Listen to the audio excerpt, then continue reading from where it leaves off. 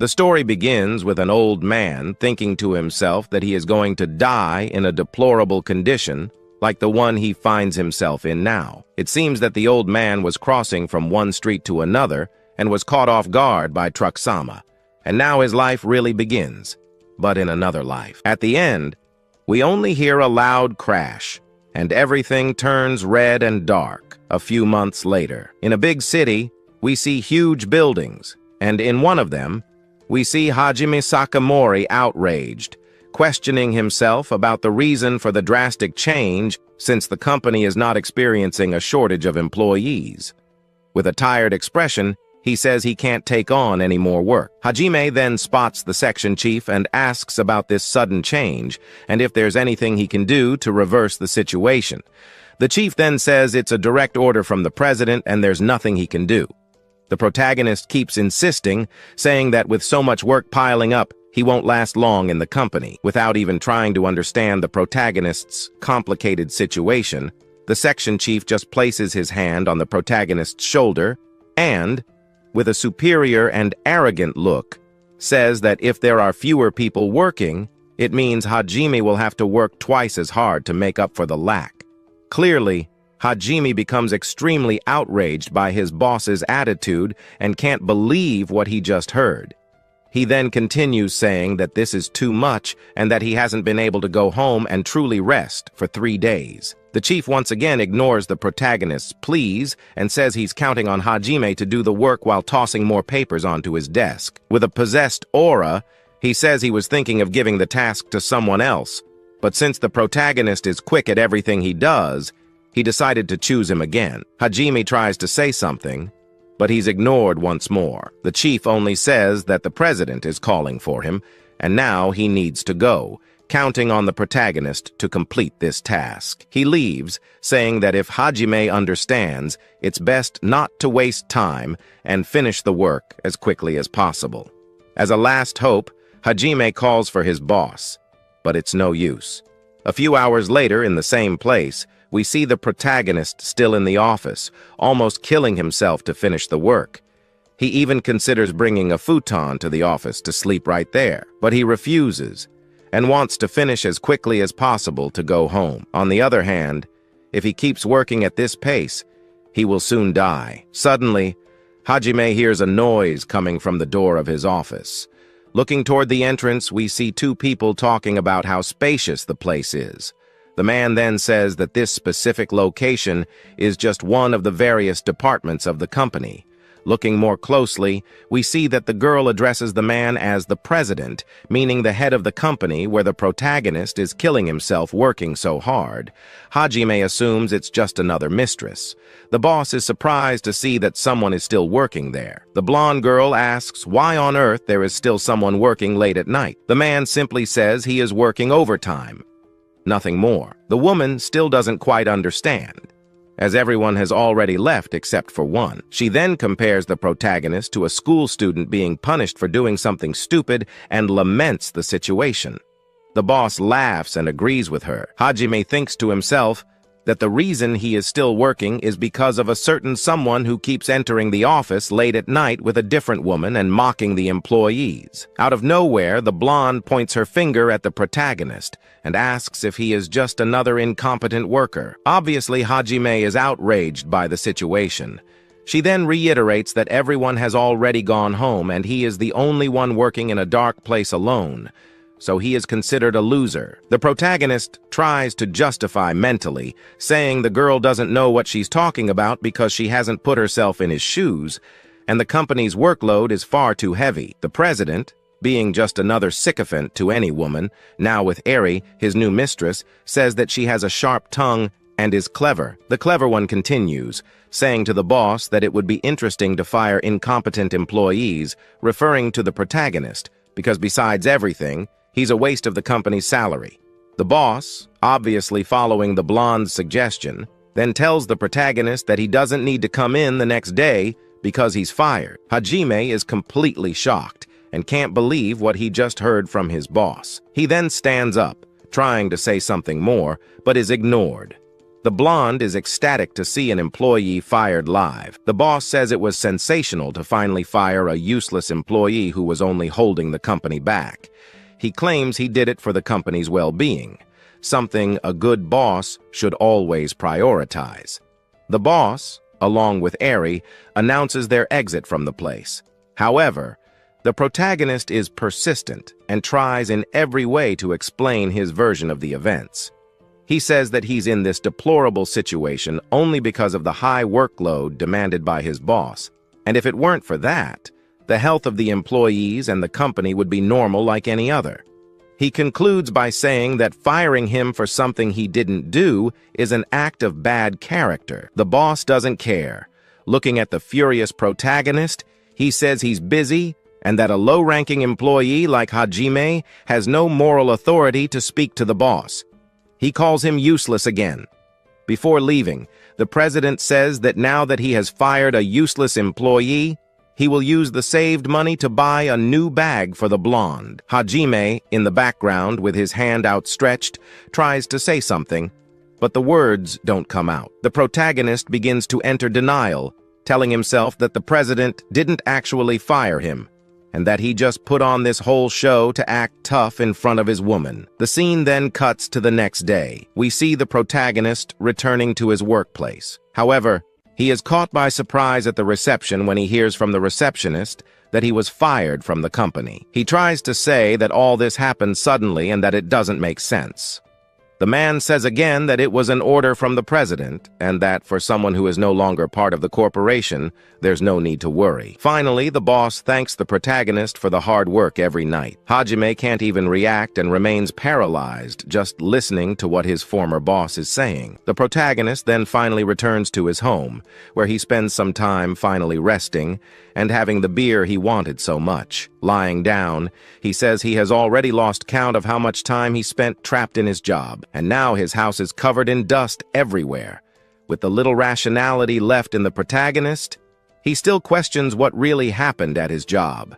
Because even though he worked hard every single day without stopping, they fired him without any fair justification. And he still wonders, after all, if he is just another mass-produced item that was suddenly replaced. Already tired of all this nonsense, he lets out a soft sigh. The scene then shifts back to the city at night, and then we return to the protagonist's apartment, where we see that the situation is going from bad to worse.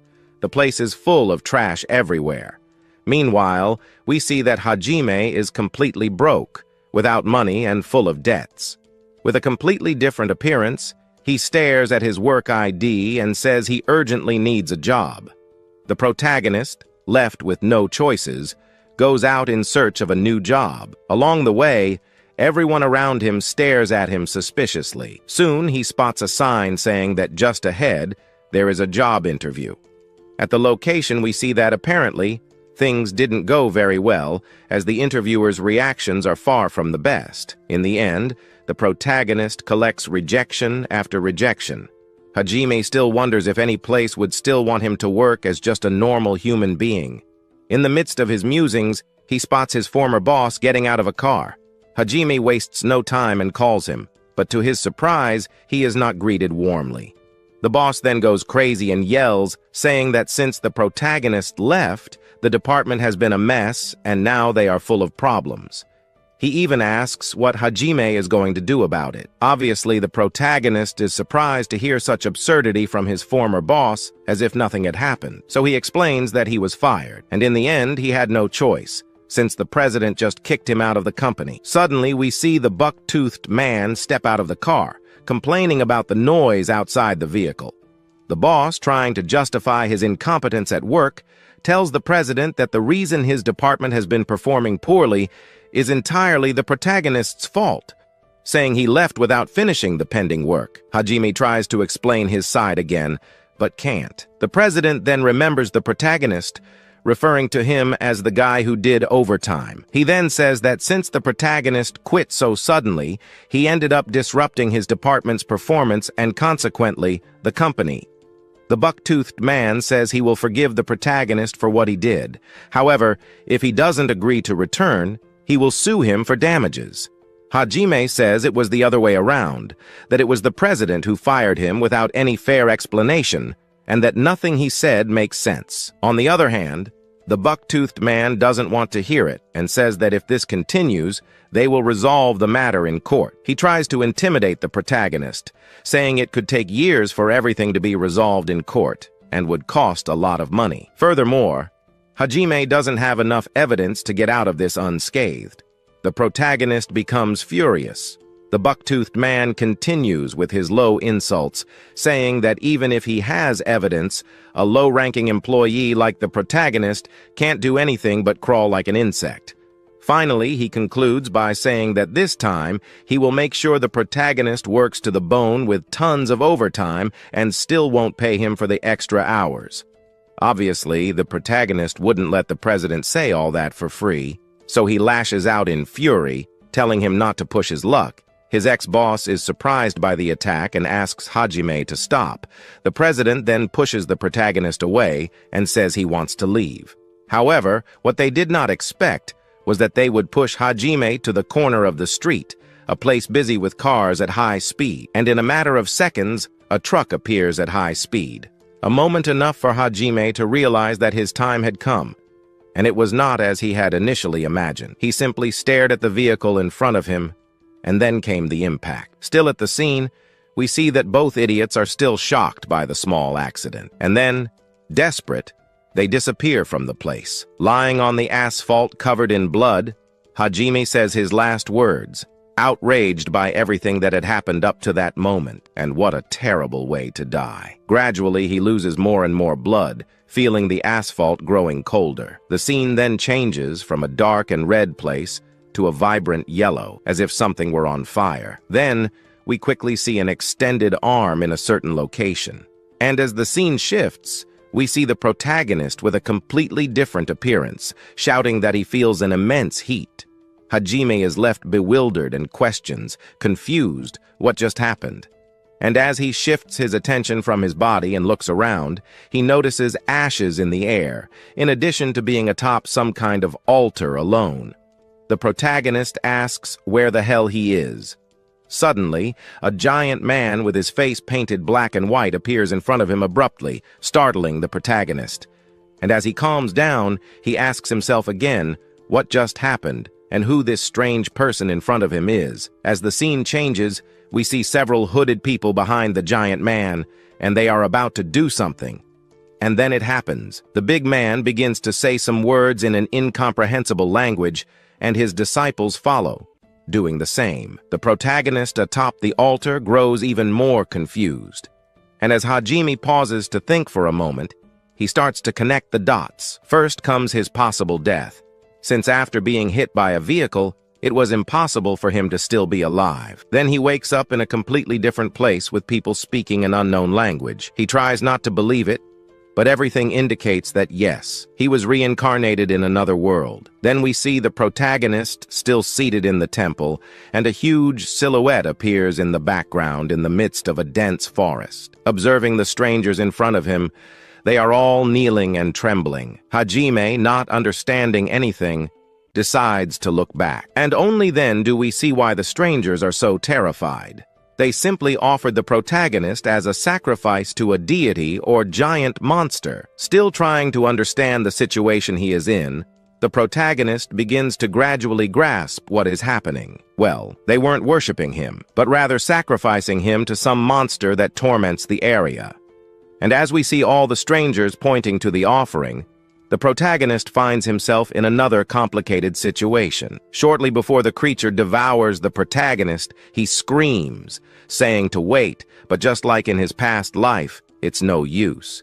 And he is devoured alive in the blink of an eye. Hajime wakes up in a completely dark place with drops falling on him. He realizes he is no longer in the same place as before, as now it is impossible to see anything, and he barely knows where he is. But one thing is certain.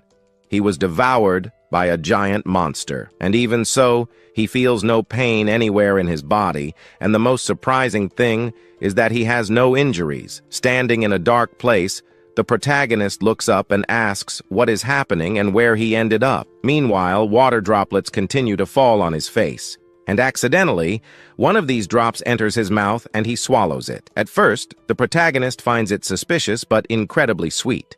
He even considers it to be some type of juice, but cannot confirm whether it is true or not, as he finds himself in a vulnerable position. Hajime unconsciously manages to hear a few drops of water falling into a puddle near his body, so he moves toward the sound as quickly as possible. The scene then becomes clearer to us, but everything remains dark for the protagonist. Probably already thirsty, Hajime takes a little of what he believes to be some type of juice on the tip of his finger. He even wonders if this will also be sweet and whether he can lick it. And to his surprise, it is sweet as well. After tasting enough, he looks around and wonders what place this is. But he believes it is useless to think about it, as he finds himself in another world, so everything is unknown. Pausing to concentrate, Hajime says to himself that a lot has happened in such a short time, and that he hasn't had time to think properly. Besides, he is very hungry, and the only thing he has put in his mouth is this type of juice. And he doesn't even know if it is poisonous. But since he has no choice, the only way is to fill his stomach with the strangely sweet liquid. Even if it contains poison, the protagonist drinks a sufficient amount, and in the end, he doesn't even care about dying again. And suddenly, when he opens his eyes, he begins to see very little, but he can make out where he is. The place is enormous and full of puddles with strange liquid. The protagonist, sitting, is surprised and questions why he suddenly regained his vision in the dark. Knowing this, he takes more of the sweet liquid and starts ingesting more and more without stopping. And within seconds, his vision returns to normal, or almost, as the place still seems more like a poorly lit room. Looking around, Hajime realizes that he is now inside the stomach of the monster that swallowed him not long ago. The protagonist notices that the monster's stomach is a bit smaller than a gymnasium, but still immense.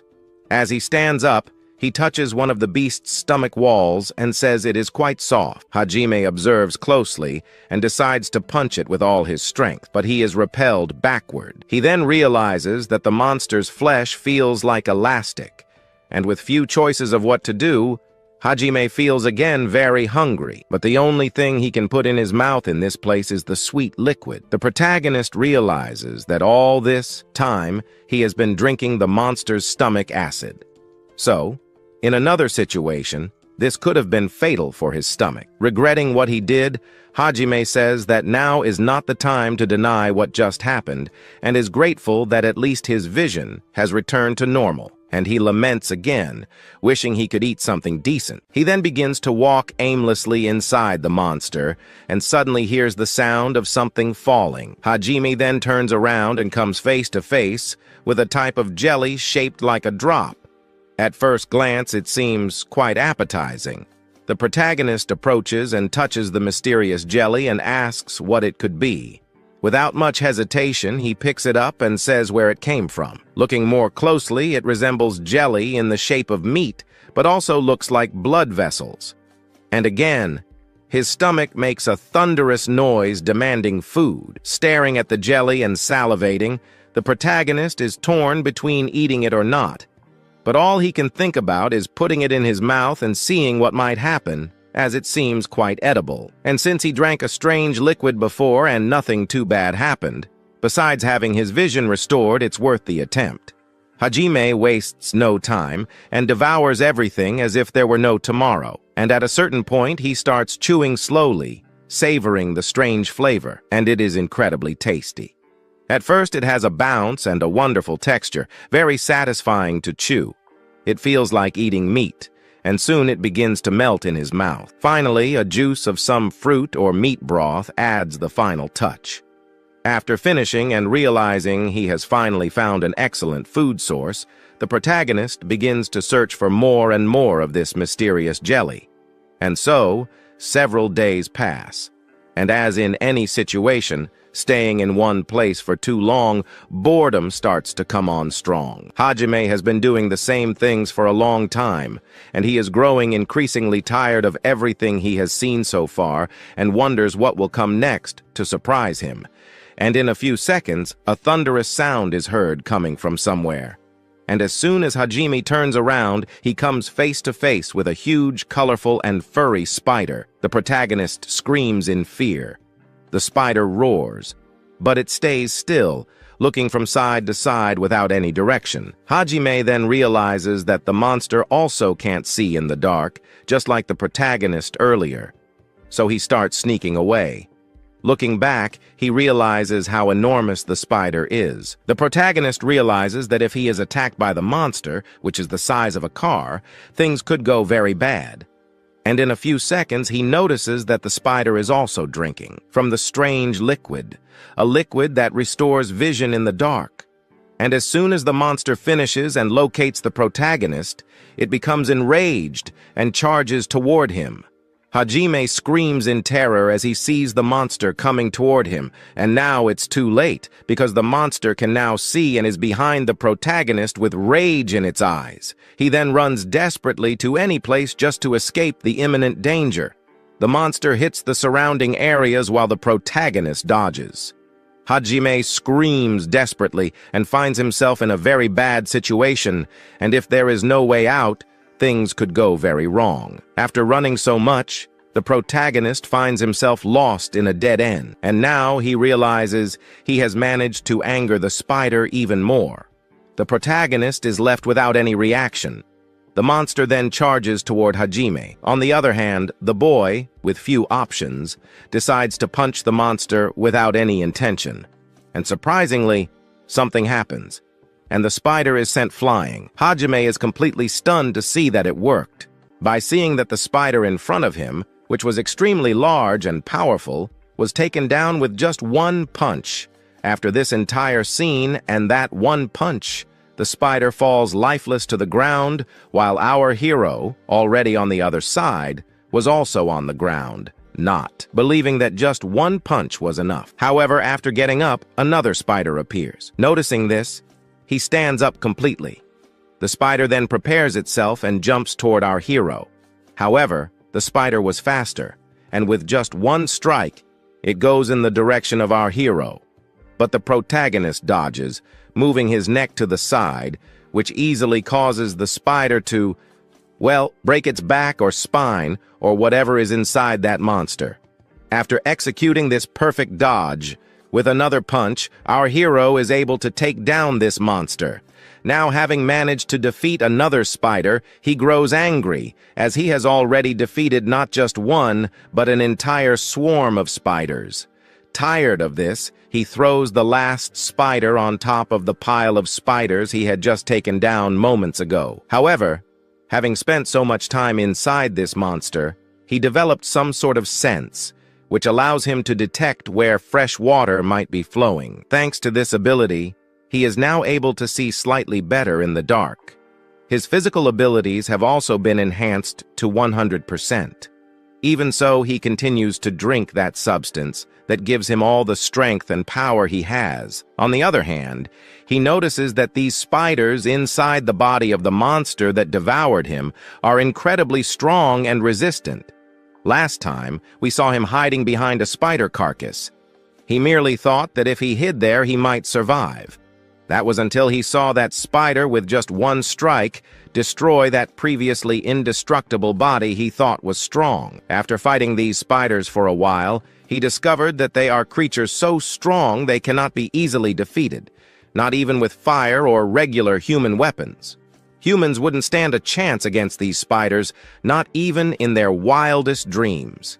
Yet, a guy who had spent his life in an office, almost literally as a slave, managed to take down one of these powerful spiders with just one punch. Once again, he begins thinking of a strategy. This time, the strategy is to get out of this massive monster. Now, he prepares a punch and punches the ground, taking down one of the spiders on top of the pile. However, after this punch, he realizes it didn't help. His punch still wasn't strong enough to tear the monster apart from the inside out. He thought this punch might create a hole, but in the end, it didn't work. Once again, another spider appears in this place, but with just one punch, our hero destroys it. This was the 93rd spider he had thrown on top of that pile of spiders he made moments ago. Looking at this massive collection of spiders, he realizes that if more of them gathered, he would essentially be swallowed by these monsters. However, he hears a noise coming from behind. As soon as he hears it, he turns around and finds a crocodile. At that moment, he sees a very large crocodile in front of him. However, the crocodile has 2 mouths and runs toward him, about to grab him. To prevent this, our hero starts running, but the 2-mouthed crocodile leaps in his direction and grabs the flesh of that monster instead. Yet this crocodile was a bit stronger than those spiders, because with just one bite, that crocodile rips the flesh apart, leaving our hero stunned. With this thing, the best he managed to do was leave a mark on the ground. Now, how will he defeat a creature like this? Well, he doesn't have much time to think about it, as the crocodile is already... He was behind him, he just ran. But while running, he realized he couldn't run forever because this crocodile was very powerful. He even thought that if he defeated this crocodile with punches, things would be fine. But everything didn't seem so easy. So he looked for a way to defeat this monster, because if he couldn't defeat it, the situation would be game over. However, to defeat this crocodile, he would need to hit its weak point. Its weak point was its abdomen. So he turned around. As soon as he turned, he stopped. But the crocodile started running faster in his direction. Our hero just asked for the crocodile to come at him, and so it did. The crocodile came and almost caught our hero. However, he dodged and slid under the crocodile, crawling. He then ended up grabbing its tail, and after that, he simply used all his strength. Then he pulled the crocodile backward, flipping it onto its back. With that, he finally had the chance to finish it. The moment was now. Jumping forward, he landed facing the crocodile, and now, face to face, he punched the crocodile's belly. That was enough for the crocodile to die. Well, not so soon, as the creature still squirmed on the ground. To finally end its suffering, our hero raised his hand again and once more punched the crocodile's stomach. Finally, the crocodile ended up being defeated and completely destroyed. After half an hour, he was somewhat exhausted. It had taken 20 blows to finish it off. Its resistance was 10 times greater than the resistance of an ordinary spider. But now he was very hungry and didn't know what to eat anymore. The only thing he thought about was eating something else, as he even thought that crocodile meat might taste like chicken, given that lately he had only been eating that liquid dripping below. He was already sick of eating that stuff. He now thought of changing his menu a bit for the better. At that moment, his stomach growled, giving him a reason to climb onto the crocodile's belly. With his hand, he wondered if he could open it. After forcing a bit, he managed to do it. It seemed somewhat weak to open, but after opening it, he noticed something different inside the crocodile. Until then, he thought this crocodile would have bad-tasting or bad-looking meat, but now, with a piece of meat in hand, it actually looked more like chicken. It was better to think of it as chicken, so he brought it to his mouth. After chewing a bit, he realized the taste wasn't so bad. It was actually quite delicious. It was a bit simple, but it was meat. Now it was real meat, not those drops of stuff dripping from the ceiling of that monster's body. But you know what would go well with this meat? That good old soy sauce. However, while eating the meat with the best taste in the world, he noticed something slightly different. Below, there was basically a light that caught his attention. So he crouched and stuck his hand in there, ending up grabbing something unknown to him. He then placed it in the palm of his hand and began to rub it. Perhaps it was an internal organ, until, out of nowhere, a part of it exploded, and some of it went into his mouth. After tasting it a bit, he realized it was sweet. So he thought he should mix it with the crocodile meat to see how it would taste. So he did. He mixed it with the crocodile meat and then ate it. After eating, he found the taste of this meat marvelous. Now, eating this, he felt like he was eating something rich, as if he were a magnate in the body of an ordinary poor person. But after eating, he realized it was all gone. He wanted to eat more, but it was just a small ball. Still, if he encountered another crocodile, he already knew what he should do. Even so, he started thinking that if he mixed this core with that gooey water, what would the taste be? To figure that out, He looked in the direction of that crowd of spiders that were lying there. So he approached one of them and ended up tearing parts of the spider until he reached its core. There, he found again the same core he had just found in the crocodile. Once more, he put his tongue on it. After tasting it a little, he realized that this one was different from the others. It was tastier and more flavorful. But now he looked up and noticed there were many spiders. Thus, he could collect all the cores these spiders had to add to the crocodile meat. A few days passed, and our hero ended up deboning the entire crocodile. He then gave thanks to the crocodile and the spiders for providing him with such a good meal. Furthermore, he spent several days devouring that crocodile without feeling tired of it. However, he now noticed that his body was a bit stronger. It felt as though he had super strength. He prepared a punch, but veered it to the side. Still, one of those punches hit the edge of the crocodile's flesh. But with just that single punch, he managed to crack the entire flesh of the monster. After doing this, we see Rajam's surprised face as he managed to create a huge hole in this monster. He was stunned. He even stood up, as he now found himself in front of a giant opening. He couldn't believe that his punch, which previously couldn't even scratch the monster, had now destroyed half of it. Now he realized that something was happening again, as the monster began to shake violently. The noise was so loud that our protagonist could no longer stand firm. The spiders were all falling to the side, almost crushing him. Meanwhile, the roar of the monster echoed everywhere. At this point, he realized he was actually inside the monster's body. Yet, he questioned whether the monster was screaming because of the hole he had created inside it. But with all the shaking, Rajam ended up tripping and falling into the very hole he had made. Falling, we then observe him plunging into complete darkness. Shortly after, he found himself in a place completely filled with water. Here, he was surprised to see he was now in a dimension entirely filled with water. But he thought that perhaps this was some kind of acidic juice, so he needed to get out of there as quickly as possible. Even if it wasn't acid, it was water, and in the end, he might die without oxygen down there. Now all he could think about was that he needed to escape as quickly as possible. However, the monster began to move again, making it impossible for him to keep his balance. At that moment, he thought he might drown and possibly die, but none of that happened. Instead, he found himself close to the flesh again. Near the flesh, Rajam thought of a strategy to escape from this place. He stretched his hand backward once more, and then he thrust his hand into the flesh. Doing so, he somehow managed to drain all the water that was there, throwing it outside to a place, who knows where, perhaps somewhere safer. He found himself suspended in the air, happy that he had managed to escape a situation where he could have died. Now, he just needed to relax.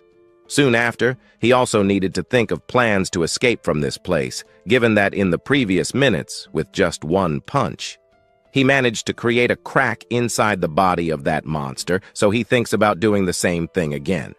Now preparing a powerful punch, he ends up kind of saying that he is managing it and that he will get out alive. Then he punches again at that flesh in front of him, but now he finally achieves what he wanted so badly. He managed to create a crack, but at that moment, his hand, which was trapped, somehow ended up escaping, and in the end, he was thrown to the depths, to a completely unknown place. However, this place ended up leading him to a crack that allowed our hero to finally escape from that dimension or from inside that monster. Once outside, he can hardly believe that he finally managed to escape. Well, his plan didn't fail in the end. And now, he is out in the air. He thinks everything is upside down, or maybe it's just his head spinning. But no, he was truly in the air. Minutes later, we see a beach. He is waking up, opening his eyes, and realizes that everything is now clear. Upon waking up, he thinks that he is alive since he has no injuries or anything like that. Now that he is alive, he feels happy for having survived a dangerous adventure on his own. But now that he is here, he ends up wondering where he is. He somehow managed to escape the monster and make a hole in it, but he doesn't see even a village or any people nearby anywhere. However, it doesn't matter. Now he just needs to find, who knows, a human or someone in this world to maybe make friends with and live that happily ever after. Nevertheless, he needed to have a conversation in person with that one who had made him encircle himself again. Also, he prioritizes wanting to talk to someone. For now, he moves forward, but as he advances, he encounters those spiders again, the same ones he had found inside the monster's belly. However, stopping to think, he notices that this spider was a bit different. Perhaps this is because he was in the dark and couldn't truly see its strength. Now that he is closer, he realizes that this monster was beautiful, but not strong. He then grabs its leg, and with a single movement, he ends up throwing it from one side to the other, smashing it like trash. But after giving that spider a massage, he finishes it off. After all this, our hero then opens its core, thinking that perhaps, due to the spider having a different color, its core might taste better. But upon opening the entire monster, he realizes there was nothing inside. He even thinks that maybe the monsters from inside were different from these here. However, for him, it made no difference. Like what changed about this spider was only the color and nothing more. But this spider, if he wasn't mistaken, came from that direction. So he would be heading in that direction to discover what lay ahead. Advancing then, he ends up finding something incredible. The young man sees a beautiful aesthetic structure. Then he observes a spider, but to him, it looks like it is carrying something. He focuses his vision on it and sees on top of the spider's body a person. The moment he sees this person, our hero starts running toward the human on the spider's back, as he could see this human would soon become spider food. At this moment, he jumps and lands in front of the spider. With a single punch, our protagonist ends up destroying the spider. Minutes later, he uses his strength to tear apart the spider webs holding the human. Now that he has saved that person, he asks if they are okay, while also looking a bit closer. Near, he notices that this human was not injured. He was not evil or anything. He just wanted to know some information, which would lead him to a certain village. However, looking to one side, he notices that other spiders have already appeared. He finds this annoying, but ends up thinking that leaving this here alive would be a hassle for him. Despite being few spiders, these spiders could overwhelm our hero, and for that, he needed to deal with this strange creature as quickly as possible. The spiders leap in his direction, and our hero prepares a punch. With that, he begins fighting the spiders, knocking them down one by one. After nearly defeating all the spiders, he thinks it's all over until another one appears and lands a hit directly on our protagonist. The protagonist ends up being thrown backward. After being thrown back, he gets up minutes later and sees that now there were many more spiders. Now the spiders were close to that human. He asks those creatures to leave his guide alone and to keep his guide alive since he had finally found one and didn't want to lose it by any means. For this, he would be fighting with everything he had to stop those spiders. As he fights against these spiders, he even remembers some animes or mangas he had read, but he doesn't care much about that, as his priority now is fighting these monsters. But whatever, he now needed to eliminate them all, and then spend some time talking with that human to discover new things. Following this, he advances and takes down one by one. Now that he was defeating all the spiders, he might finally have some time to talk with that human lying on the ground. However, he still wanted to know if those spider bodies contained the precious pearls. After checking, he is perplexed as he doesn't find any. He wonders why those spider bodies didn't have pearls like that other monster. He even thought that maybe this was something special, or that he needed to find a spider that seemed somewhat special. Then, one appeared. This might be the strongest, most powerful spider, making our protagonist a bit more excited, as he realizes that this spider was indeed the special one he was looking for. The fight doesn't last long, as our hero manages to defeat this spider. However, this time, he does find that special item, which leaves our protagonist very satisfied. Now, he could move forward. But judging by the fact that he only managed to get the core from that boss spider, it means that the other spiders probably wouldn't have these cores. One thing was different.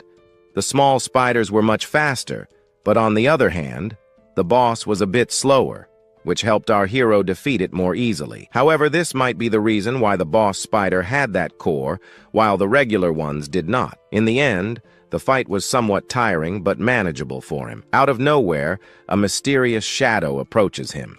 He then turns to the side where he finds that same human from before. The man gets close to our hero and thanks him for saving his life. At that moment, he asks if the man is okay after waking up. Now that he's awake, the man asks if our hero had gone out to look for monsters like that. But no, he says he was just out looking for some help. In the end, he came across that monster. Still, the man wonders what kind of help he was seeking. He even remembers searching for an adventurer or something like that to help him. However, he looks back, seeing the dead spiders. He even thinks our hero was a powerful adventurer. But no, he was just an ordinary guy looking for a normal life. Then he starts to explain some things. In his village, out of nowhere, monsters began attacking, and because of that, they were completely destroyed.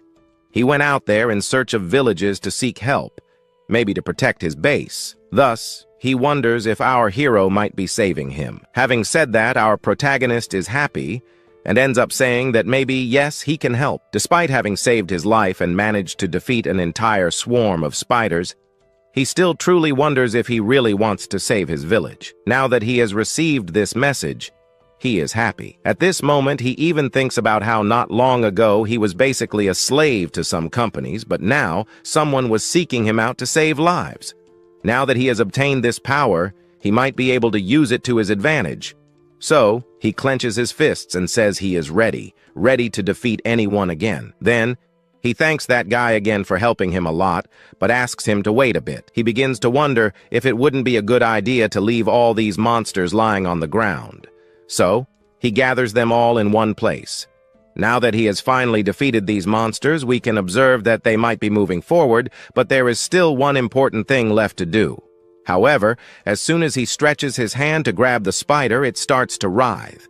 To defeat it, our hero ends up stomping on the spider's head, which causes quite a mess, doesn't it? However, having done that, the ground begins to crack, which leaves him completely in shock, because this causes our hero to fall deep into the place he just stepped on and broke. So, he falls to the bottom, the very depths of the cave. On the ground now, he sees that he is buried or being buried by this earth. Minutes later, after everything collapses, we see him opening some rocks that were blocking his view. Here inside, he now notices that everything is dark. It's as if he's inside that monster's body again. However, looking in another direction, he notices an exit, but the exit is being blocked by some rocks. If he moves them, it's very likely that things will only keep collapsing more and more. He now has no other option, so he begins to move forward. His goal is now to reach the bottom of this cave, which was dug by Zara in the past. He ended up taking some tips from his superiors. One of these tips is that if you follow a straight path and there are two ways to go,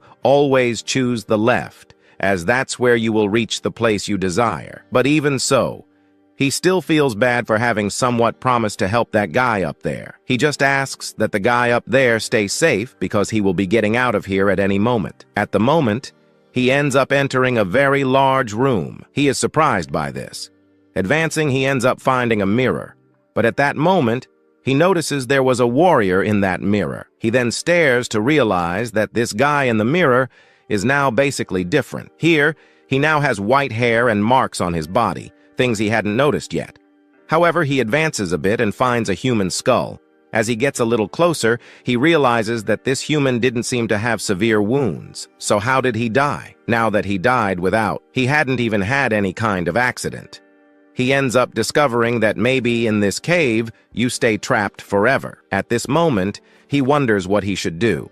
He even thinks of becoming a scorpion because, like a scorpion, he could pass through the cracks in the rocks, and in the end, manage to escape from this dungeon he got himself into. But in the end, he sets this idea aside because, in the end, he could suffocate in the rocks, or maybe they would crush him. Now, looking to the other side, if he stays here, he will die just like that other guy. Until then, he notices that in his hand there was a book. With the book in hand, he begins to read what was inside. Maybe he would find something useful, but upon picking up that book, he realizes that the text, everything written there, was basically Japanese subtitles. It was as if someone had printed a book and put it here, this book that he was now holding and reading. But in the end, he thinks it was just an ordinary book. Until then, he finds a page that described how to use magic, which makes him happy. But he wonders how a Japanese book could be teaching him to use magic. However, he ignores this because in this world,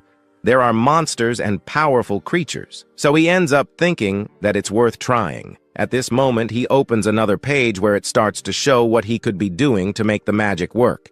As he goes further, he sees a page that says, "The qualities of mages are something you can easily achieve, like staying a virgin for over 30 years.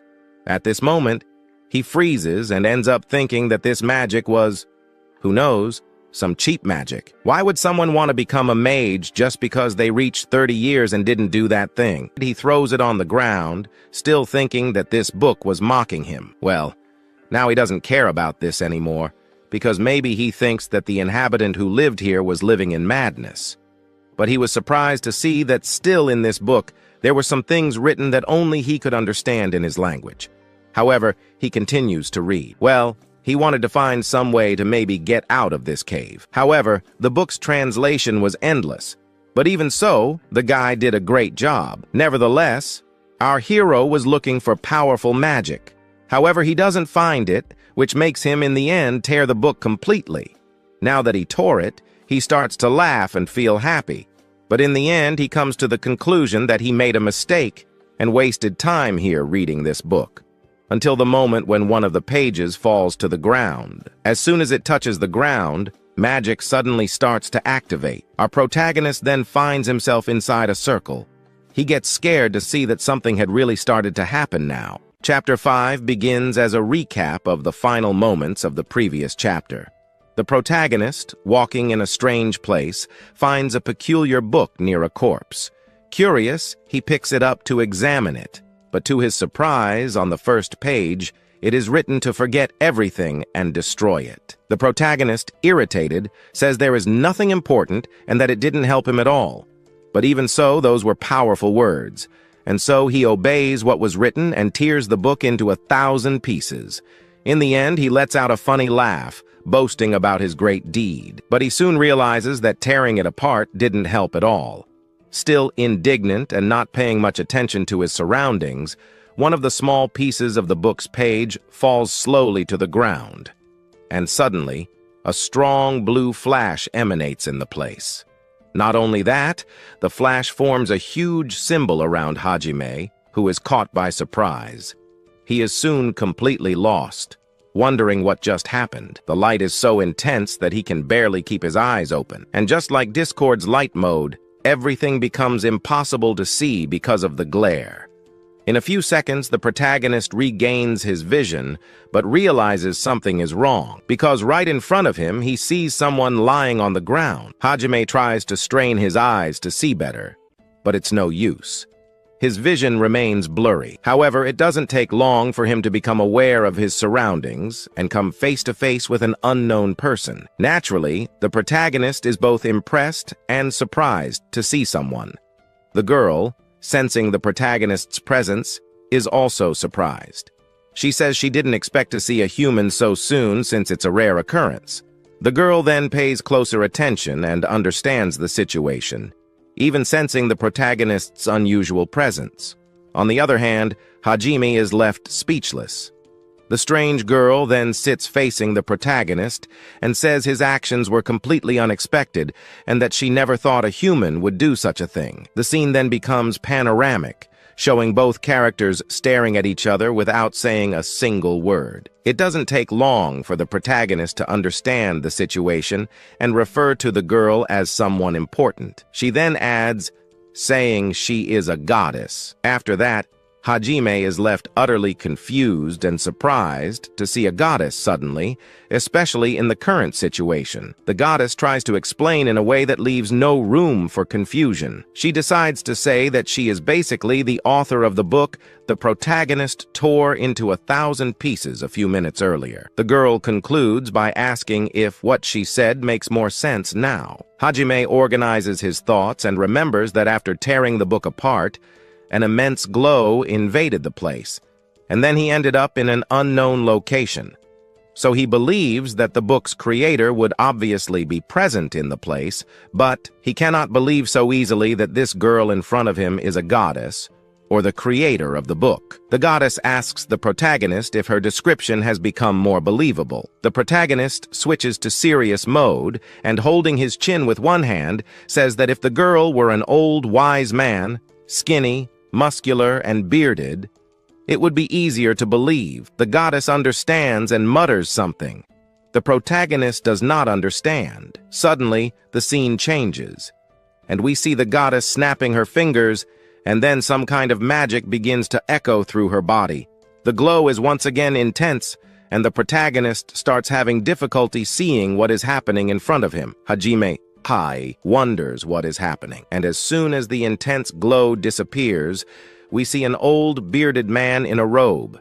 The protagonist, seeing the scene, is left speechless and doesn't know what to say. The old man then asks what is wrong, explaining that the goddess merely materialized the image of the wise old man he had in his mind, nothing more. In just a few seconds, the protagonist realizes that not only can the goddess perform incredible magic, but she can also read minds. Hajime is quite surprised to discover yet another absurdity. The goddess, on the other hand, shows no surprise.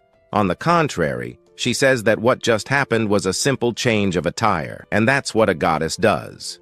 Simple. Hajime doesn't want to hear it and yells, saying it's impossible, refusing to believe what he just witnessed. The goddess, trying to prove her point, realizes that the protagonist is one of those who find it hard to believe in something easily and appears to be quite stubborn. As a last resort, the goddess decides to appeal to the protagonist's instincts. Suddenly, she begins to emit another intense glow and disintegrates into small pieces, as if she were paper. In the end, she says the process will be painful. Hajime starts to feel something strange happening to his body as he becomes completely immobilized and trembling. For a moment, he wonders what is happening, but he has no time to think. Gripping his chest tightly and his legs shaking, he can barely remain standing. Falling to his knees on the ground, Hajime feels a crushing and almost suffocating pressure permeating his body. He soon wonders if he is feeling fear, but he doesn't believe it.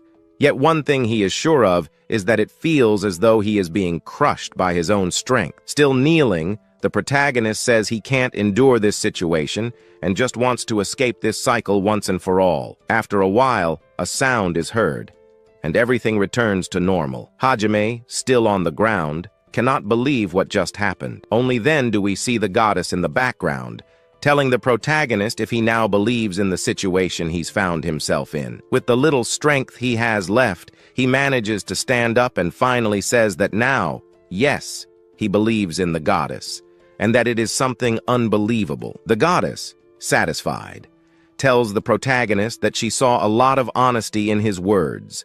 She adds, saying that he only ended up where he is now because he tore the book.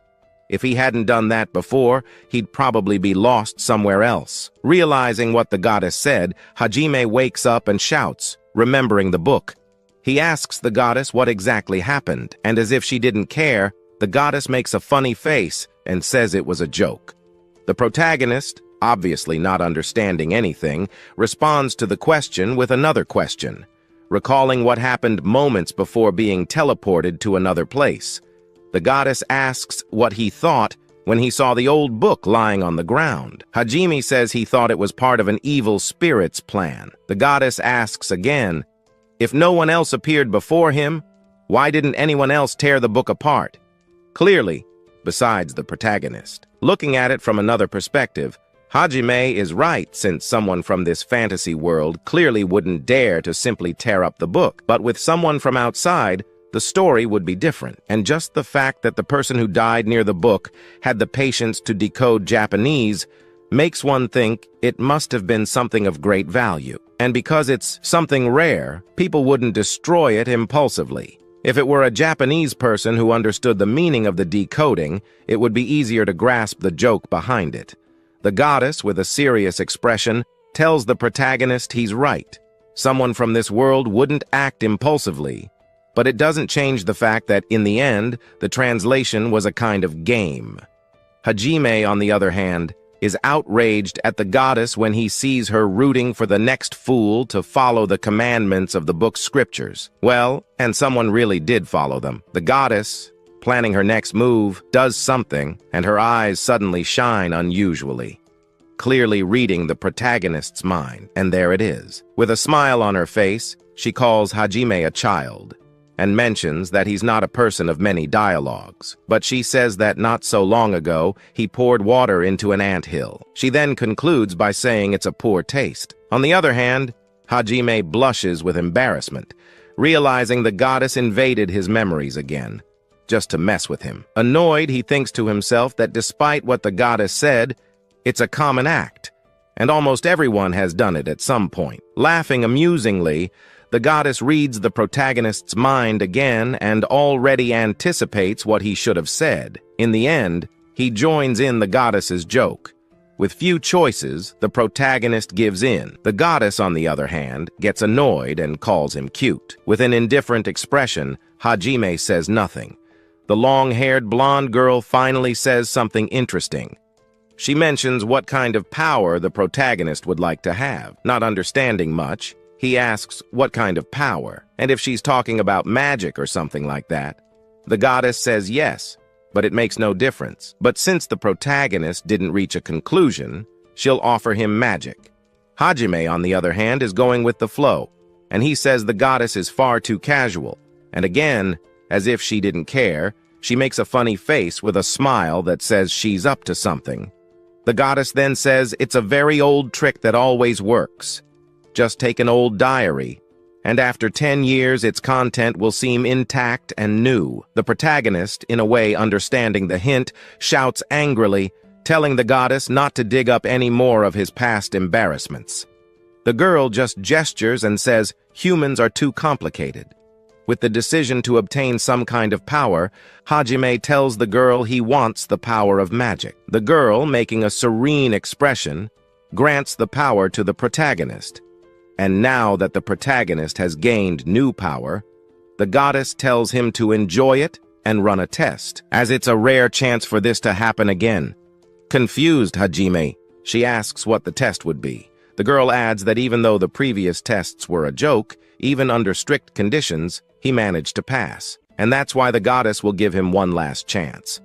If the protagonist wins one more game, he will gain double the power, far beyond what he gained just by tearing the book. Obviously, Hajime found it quite generous of the goddess, but he asks what could happen if he fails. The goddess says not to worry because even if he fails, there will be no punishment and he will at least receive the power for having torn the book. On the other hand, Hajime doesn't have much choice but to accept the challenge. And with clenched fists, he accepts. The goddess then agrees and adds that people should accept the goodwill of others without hesitation. The protagonist tells the girl that she is a goddess, so that doesn't apply to her. She laughs and says she likes the exchange. And without much ado, the goddess starts, so as not to think too much because it ruins the fun. She then concludes by saying she will go easy with the questions. The first question is, if the protagonist could choose only one thing to take to a deserted island, what would it be? Hajime makes a surprised expression, and after thinking for a bit, he answers by saying he would prefer to take a cell phone with unlimited battery and unlimited internet access. And he asks if the goddess understands what he means. She then says he doesn't even need to say it out loud because she can read his mind, and so it is done. In the space that fills them both, a yellow glow emanates from the goddess's hand, and suddenly, a cell phone appears out of nowhere and lands in the protagonist's hand, who looks at it intently and seemingly surprised. In the end, the goddess tells Hajime that the test is simple. The longer he survives in the isolated place without giving up, the more power she will grant him. The scene changes, and we see a male body covered in muscles and power. Judging by the premise, the protagonist will obtain the power he desires. Hajime then understands the goddess's message and accepts the test. She then wishes him good luck and, with a charming smile, disappears like lightning. Within seconds, Hajime loses sight of everything because everything turns white, and after a while, he opens his eyes.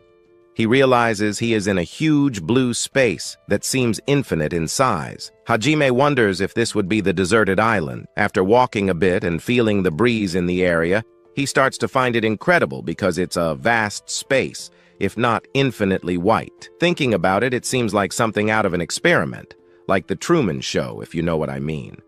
Soon the protagonist notices he received a cell phone from the goddess, so he decides to take a look. And as soon as we see the screen, it's clear that the battery is indeed infinite, as is the internet. He then decides to take another closer look because the internet is already connected, and it seems possible to play games too. The protagonist says to himself that just with this perk, he could stay there forever without worrying. The scene changes, and we then see him lying somewhere playing some action platform game, apparently having a lot of fun. He has quickly made himself comfortable in the place. After some time playing, he decides to take a nap to recharge his energy. And so several hours, if not days, pass. Then we learn that the protagonist continued playing for several days without stopping. During this time, he managed to finish practically all the Dragon Quest games. Furthermore, he maximized all his characters to the maximum level. In the end, the protagonist says he must have already lost count of how many times he has played the same games. As a bonus, he doesn't feel hunger, thirst, or the need to go to the bathroom. In other words, he is in a NEET paradise. That's why he can play as much as he wants. Next time, he plans to watch all the series and movies on Netflix. And just like the games, he has already lost count of how many times he has watched the entire Netflix catalog. Right after, we see that the protagonist has spent no less than 10 long years trapped in this vast and infinite place. All in white. Chapter 6. Full of curiosity, the goddess then appears to Hajime and asks him what happened and what he is doing. He is surprised to see the small girl appear suddenly and waves back, saying it has been many years since they last saw each other. The girl approaches the protagonist and stares at him for a few seconds, thinking of something to say. Then she suddenly remembers who this person lost in the void is. Hajime is incredulous to discover that the goddess had already forgotten about him, and she shamelessly confirms it. Their conversation continues. The girl says that seeing the protagonist again is like finding a lost insect in a drawer after summer vacation. Hajime obviously doesn't understand the reason for the comparison and ignores it. Moving on to what really matters, the goddess asks the boy how long he has been alone in that place. Hajime understands why the goddess appeared and says she must obviously know the answer since she controls the entire place.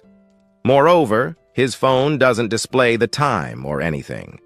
Then she finally tells Hajime that he has been trapped in the void alone for about 10 years. He is completely shocked to hear from the girl's mouth that he has been in the void for 10 years. The protagonist then starts to go into denial and says that it is impossible. On the other hand, the goddess says it is absolute truth. There's no way she could lie. And to confirm her statement, the girl points to the protagonist's phone and says it should show the uptime, probably the date and day it was first manufactured or turned on. Hajime wonders if that would really work. Then the goddess says he just needs to go into the settings to find out. Hajime finally agrees. The girl understands the protagonist's side and says that having been alone for so long with only his phone in hand, he must have developed some kind of attachment to it. Well, Hajime just confirms that it's true. A few minutes passed, and the boy finally managed to access the settings on his phone. After fiddling with it a bit more, he finally finds it. He is surprised to see that the time is in hours and not in days or years. In this case, it shows he has been using the phone for 90,116 hours. The protagonist gets irritated when he realizes he'll have to use his brain to calculate the time and doesn't feel like doing it. The goddess, on the other hand, is just having fun with Hajime. She then says it's just some calculations and nothing too complicated. To simplify, the goddess does the calculation for the protagonist, and in the end, he is extremely surprised to see that he has been trapped in this empty place for over 10 years. Still mocking the boy, the goddess laughs and says she was correct in saying he had spent so much time in the place without even realizing it. Hajime still can't believe it and asks the goddess if what he is seeing on his phone is true about being trapped there for a long 10 years. The girl raises her arms, implying she has always been correct. She says not to doubt the words of a goddess and concludes by stating that even after all these years, the protagonist is still a problem for her. On the other hand, she was extremely surprised and did not expect the protagonist to last so long, as most people barely manage to endure 3 days. Hajime then explains that it makes sense they can't endure even 3 days, and the same would have happened to him if he didn't have something to entertain or distract himself. That's why he asked for a cell phone to do something during that time. In his thoughts, the protagonist says that with a cell phone, he could last at least 72 hours. But he surpassed himself. The goddess, reading his mind, says his goal was already to endure a long time in the void. Hearing this, Hajime tells the goddess to stop reading his mind like that. Hearing the girl's side was more interesting because she imagined the protagonist would last at least 10 days in the trial. But in the end, he endured much more than she ever imagined. Finally, she congratulated Hajime for his effort and courage. The boy was left confused, but the goddess said he had successfully completed the trial. On the other hand, Hajime tells himself that he was just calmly playing on his cell phone all those years, so he found it too easy. The girl, reading his mind again, says it's okay. Once again, he tells her to stop reading his mind so freely. Now that everything is resolved, the goddess asks the protagonist what kind of magic he wants to use. Thinking for a while longer, in his mind, we see a type of elder controlling the 5 elements of nature. And so, Hajime decides that he wants to be the strongest human in the world. Seeing that he finally decided, the goddess tells the protagonist that his wish is, at the very least, humble. In his thoughts, Hajime is left wondering what the goddess meant by humble. And so it is done. As he requested to be the strongest human in the world, the goddess snaps her fingers as a sign of conclusion. On the other hand, Hajime thinks to himself that if the girl can read minds and control space and time, she didn't even need to snap her fingers to grant a wish. Thus, the chapter ends with both of them agreeing. Chapter 7 begins in a frantic manner. As we see the monster from the previous chapters, the one that swallowed the protagonist. As soon as Hajime reaches land, he comes, face to face with the giant monster ready to unleash a formidable magic attack. The boy is even surprised to see that the giant beast can also use magic. And without a second thought, it attacks the protagonist with full force, with a huge explosion in the background. Hajime manages to dodge the attack and wonders what just happened. But he remembers the goddess's words and her request, which was basically for him to become the strongest human in the world. This obviously restricted him, making him the strongest human, but in relation to monsters, he would be an ordinary human, as the request only applied to other humans and not all beings. Finally, the boy understands his situation and, in a way, feels excited. Meanwhile, in the background, the imposing beast roars loudly. The scene continues with the monster.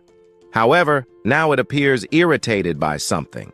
On the other hand, the protagonist is already far from the beast, merely observing. He then cannot understand why the monster is making so much noise and compares it to a child throwing a tantrum in a sandbox. For a moment, he thinks the giant creature is fighting another beast.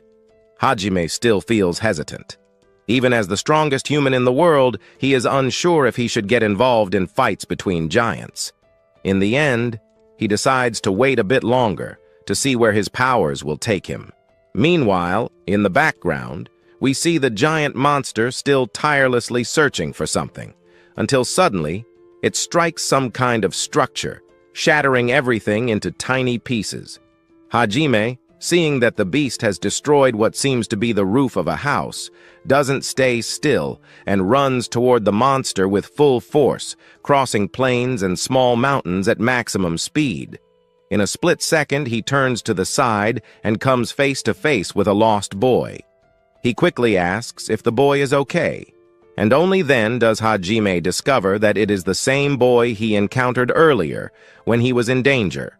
The boy, not understanding much, merely says that he is happy to have found Hajime safe and sound. and that he is glad to see him again. The protagonist only says that somehow he managed to escape the danger. Hajime then realizes and asks the boy, "So that's why you found me, to ask me to protect your village?" Well, with the monster completely out of control in the background, the boy responds affirmatively. He was returning home, like any other day, but suddenly came face to face with a giant creature destroying everything in its path. Before the monster actually reaches the village, Hajime plans to confront the beast to stop it. Meanwhile, the protagonist asks the boy to return to his village and evacuate everyone as quickly as possible. And so, he disappears in the direction of the monster, leaving the boy alone. The scene then shifts back to the monster, which is in the exact location where the protagonist was swallowed a few chapters ago, near the sacrifice sanctuary. In the background, we see the area around the beast engulfed in flames.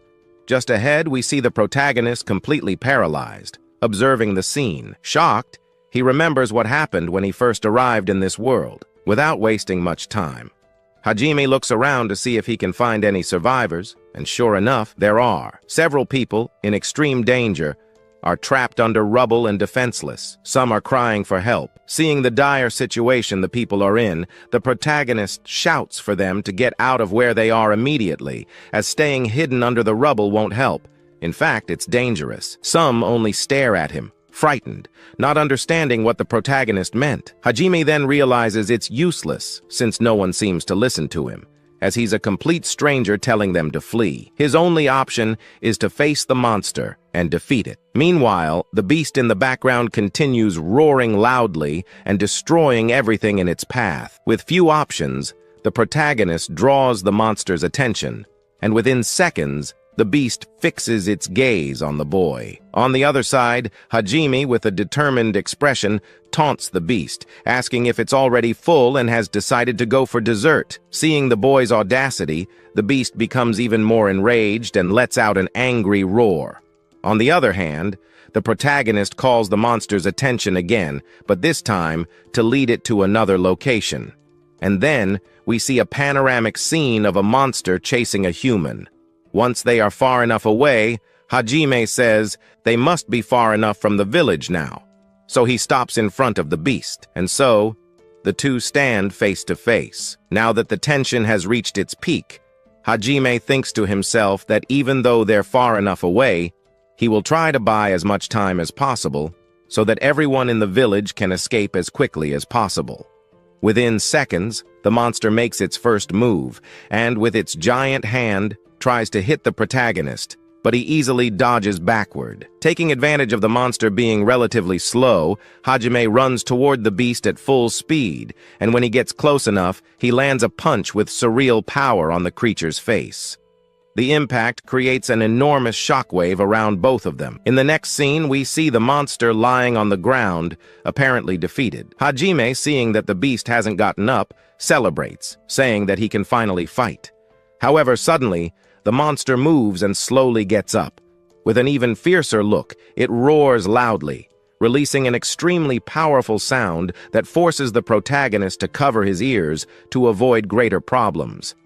And as soon as he stops and looks around, he sees that some trees have fallen, and upon observing the village, he notices that many have not evacuated. On the contrary, they are still in the same place, now suffering from ear pain, while others are dead. Hajime wastes no time and, furious, charges toward the beast, which is distracted by its roaring. Once again, with just a powerful punch, he easily sends the monster flying far away. But as we can see, his efforts are useless because even though he does this, the beast only moves locations and doesn't suffer significant damage. In the background, we see the monster staring at him while Hajime realizes that his punches are having no effect. Landing on the ground, he further understands that, unlike the spider, this monster is much harder to defeat. The beast then tries to hit Hajime once again, but it's no use since he easily dodges all the attacks. He then says that if things continue as they are, they won't get anywhere. And even though he finished the test with the goddess, in a way, he's embarrassing himself. On the other hand, it's already time to take things more seriously and unleash all the power granted to him by the blonde girl. Now flying high, the boy prepares his strongest punch yet. However, he is suddenly stopped by a greater force, as he simply freezes at the moment. In a fraction of a second, he notices the monster's movement, but it's already too late, and he gets hit squarely by the beast's fists. Hajime is sent flying far, creating a massive path of destruction through the forest. In the end, he still appears intact, but feels a bit of pain. Moreover, he jokingly says he must have broken a few bones. And as soon as the protagonist stops to think for a moment, he realizes that he was suddenly stopped from completing his punch. He wonders what the hell just happened. Standing up irritated, he says it's not over yet. He then goes all out against the monster. Once again, he prepares a powerful punch, but again he's stopped from attacking and freezes. The beast seizes the opportunity and lands a direct hit on him. This happens several times. A few hours later, lying on the ground, Hajime, irritated by the unusual situation, wonders what is really going on. And because he can't defeat or even hit the monster with full force, he says in his mind that whenever he tries to put all his strength into his fists, he is stopped or blocked from continuing. And even if he spends years doing the same thing, he cannot leave where he is until everyone in the village has evacuated. And so, the boy once again leaps toward the monster with fury in his eyes. Preparing a powerful punch, shouting in rage, he realizes once more that he is blocked by chains. In a fraction of a second, he notices the beast is doing something, and it's nothing good. Still floating, the beast stares at him while preparing a powerful magic aimed directly at the boy standing in front of it. Hajime barely has time to think about what to do, and in seconds, he is hit squarely. A massive purple explosion erupts around the beast, and smoke forms near the spot where the protagonist was thrown. As the smoke clears, we see him lying on the ground again in pain. Frustrated, he says that the beast predicted he would freeze and took advantage of the moment to launch its magic. Still on the ground, with a nervous smile, Hajime realizes that if he can't attack with his powerful punch, what should he do? Stay like this for another 10 long years? Clearly, that's not an option. Suddenly, a short goddess appears in front of the protagonist with a shameless expression and immediately apologizes, saying she was wrong. The boy notices the girl's presence. She then says that instead of stopping to explain what's happening to the protagonist, she'd rather show him right away. She grabs the boy's hand, and an enormous source of magic surrounds them both. In mere seconds, a massive yellow lightning bolt rushes toward the monster, giving the beast no time to react. It is struck directly, evaporating into the air as if it were ashes. And so, the protagonist's main problem, which had troubled him all this time, was almost solved. As the damage was already done with that monster, he begins to notice that his tattoos are disappearing, which surprises our hero greatly. But for the goddess, it was no big deal, as the monster was defeated. And since he was a sacrifice, defeating the monster caused the tattoos to completely vanish from his arm. However, now he wonders what she was doing in that place. To this, she simply says that she is a goddess and can go wherever she wants. But our protagonist didn't mean it that way, as she had just stated to us. She begins to explain 3 reasons why he couldn't fight and use his powers. The first reason was that he gained such a massive amount of power that his body couldn't handle releasing it all. She just had to remove the blockage that was clogging his power. Now he wonders what the second reason is. The second reason was the easiest of all. She was bored. At least, that's what he thought. But then she reads his mind again. Our hero simply asks her to stop reading his mind again. But this goddess comes up with another topic. The longer you stay in a certain battlefield, the more power you will gain. Though he hasn't given up yet, this was true. However, he asks her not to be so vague, as she could have given him some tips or warned him that some tests weren't over yet. She then starts laughing at our hero and asks if he still doesn't want to give up on that redemption of gaining more power by enduring a certain kind of test. For him, it doesn't make sense anymore, since he just left that dimension. And she agrees with the things she should have remembered before canceling the test, since he managed to pass almost everything. But anyway, She still wants to continue with the test because she still wants to watch some things that our protagonist will be doing in this world here. However, they could fix the current situation, as in the judgment from 10 years ago, he ended up receiving a huge power. But the challenge hasn't stopped. This means that his power could be increasing more and more. And his power will only stop growing until the moment he presses the surrender button. After saying this, she simply affirms that, yes, that's fine with her. However, what the goddess wants to know more about is that he will be talking with her regularly for a good while, but if necessary, she will use her power. He doesn't understand, so she explains that if he dies once, she will increase the life of our hero, allowing him to live a bit longer than usual. Happy with this news, he ends up wondering if there's something more he could do to make her enjoy herself a bit more, which surprises both of them. She was about to do something, but they are interrupted by the villager who had arrived in the middle of their conversation, asking if he managed to defeat the monster. They affirm to the villager that yes, they defeated the monster. With tears, the villager thanks our protagonist, but thanks again, grabbing his hand, thanking him for protecting him and his village. After thanking him this way, he has some memories of the past, of that life where he was, let's say, enslaved. He then smiles when he realizes that everything has changed now. He no longer lives that slave life. After he thanked him, he said it wasn't anything special. He just did the basics. But still, he ends up inviting our hero to go to the village, as the village wants to thank him for his action. Meanwhile, we have a doubt about the heir here. Was she the goddess? Well, the goddess for some reason was not seen by the villager. She simply said she was a goddess and could not be seen by people of this world, nor could she be heard. But since they talked about it, they ended up heading to the village. Once there, he learns more about that monster.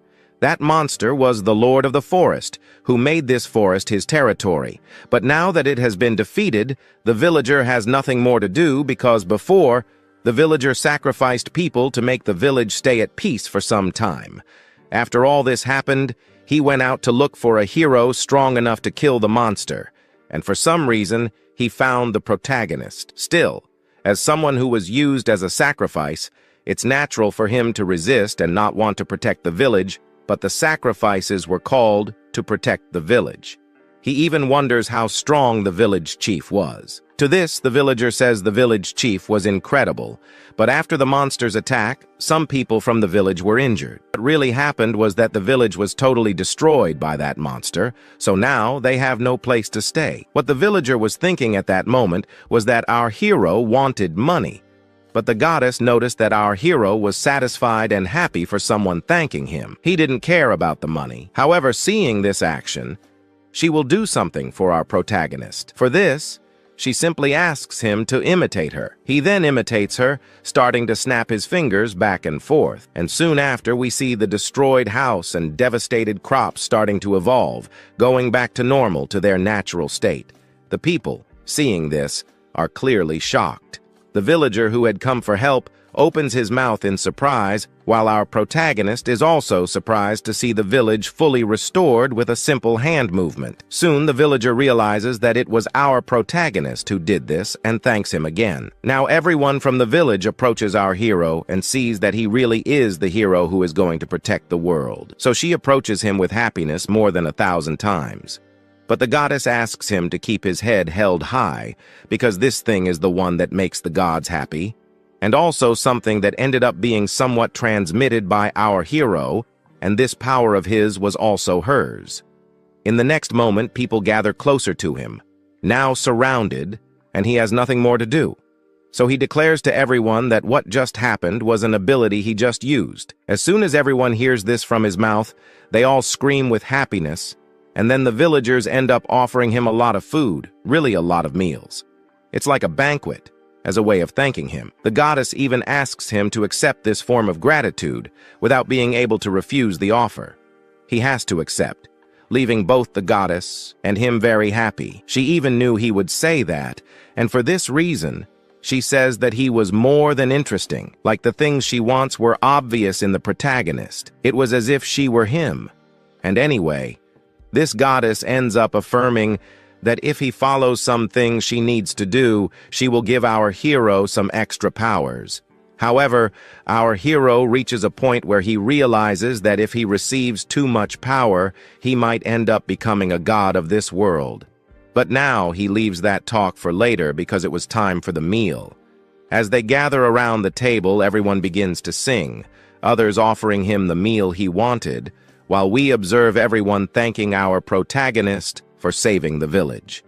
If it weren't for him, it's very likely that everyone here would have already perished. Standing at the table, everyone bows to our hero for having protected the village, and this was the most they could do now. Looking at this, he has a memory, the memory of that life before reincarnating in this world, where he worked as an animal, in the end, receiving not even a thank you. But his heavy thoughts are interrupted by some children who again approach him and once again thank our protagonist for his actions in protecting the village. After that, everyone leaves, and the village begins to develop with a great celebration. The night falls, and the next day we see him waking up, still a bit hungover. He wakes up, but at that moment he looks up and finds that goddess above him, which makes him startle and ask her to leave. We then see someone entering through the door.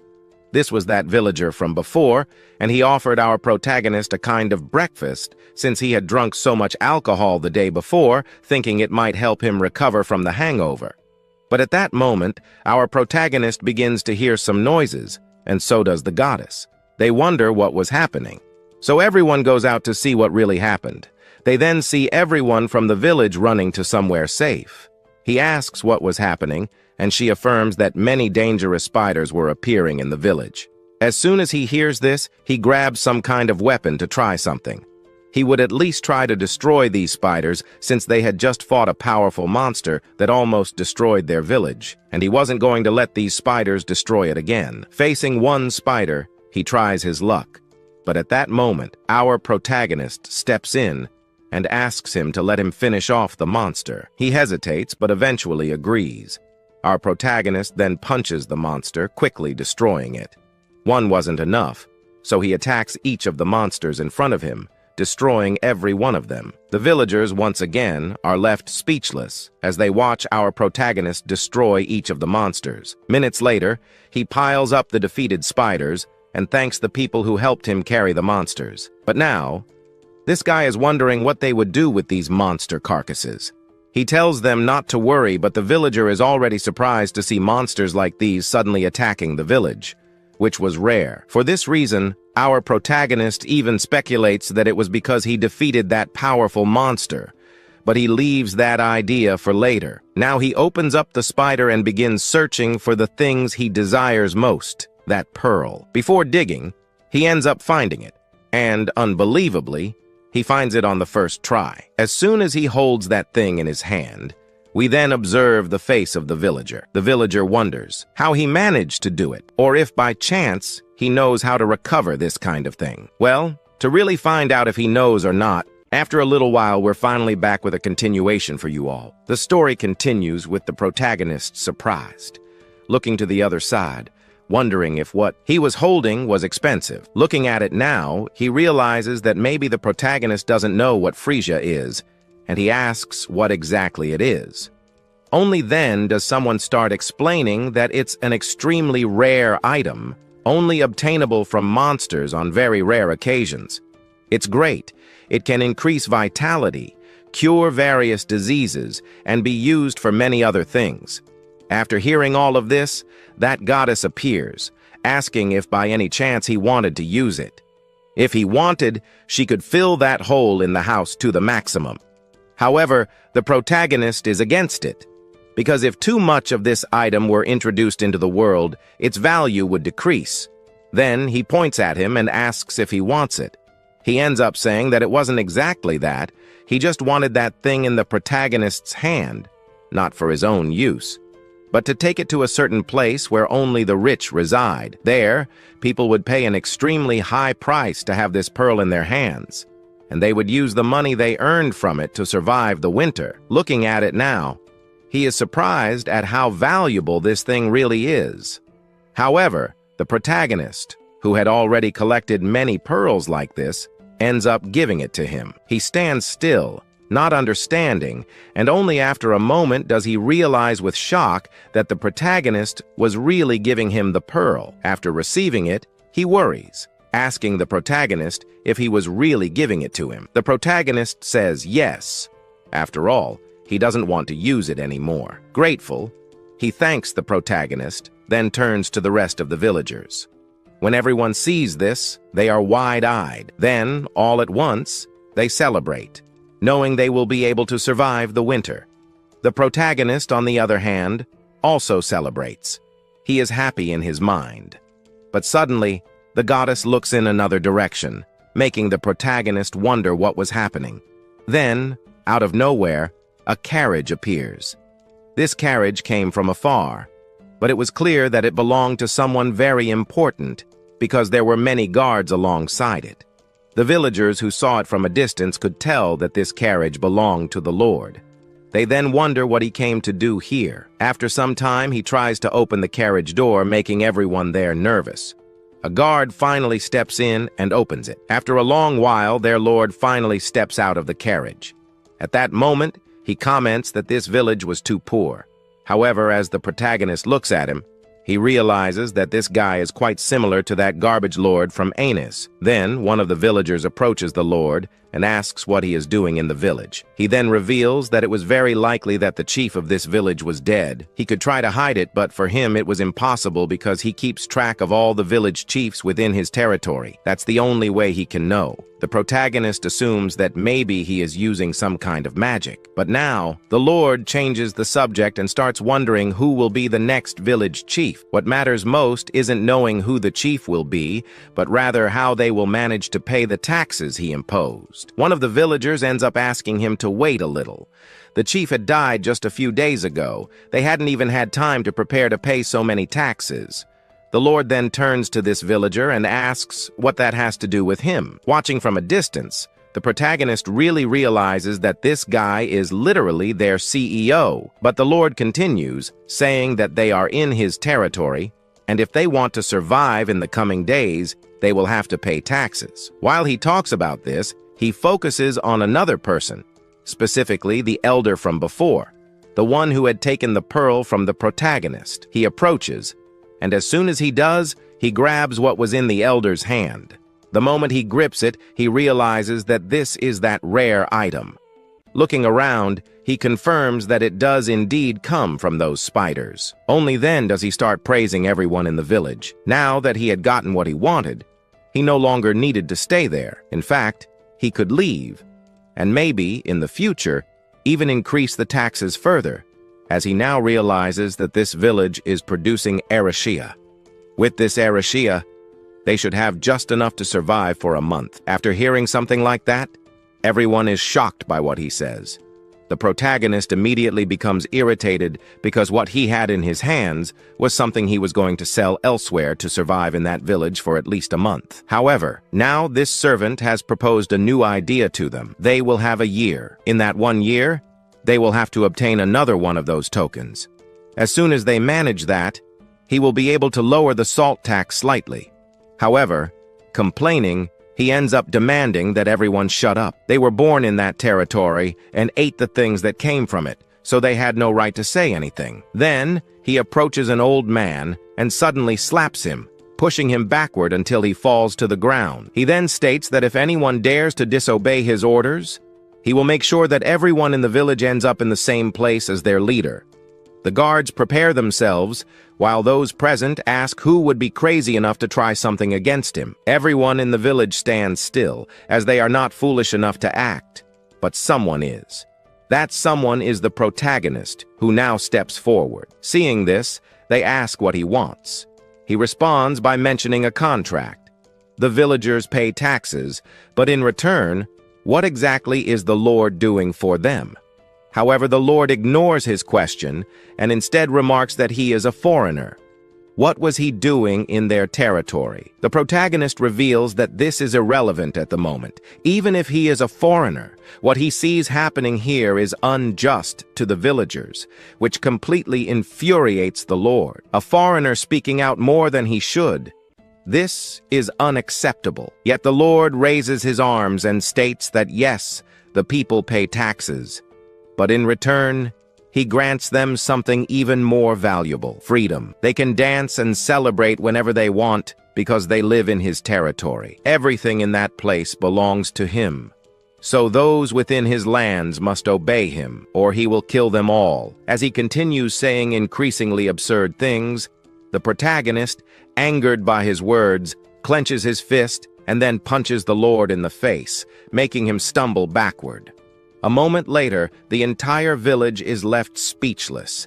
The elders, the guards, everyone. Meanwhile, the servant who had been speaking earlier is sent flying, spinning like a top before crashing to the ground. The guards immediately prepare to attack the protagonist. However, unwilling to stand still, the protagonist moves swiftly, and with just a few motions, he manages to take down every single one of the guards. Afterward, he realizes that these guards were much weaker than the spiders he had previously faced.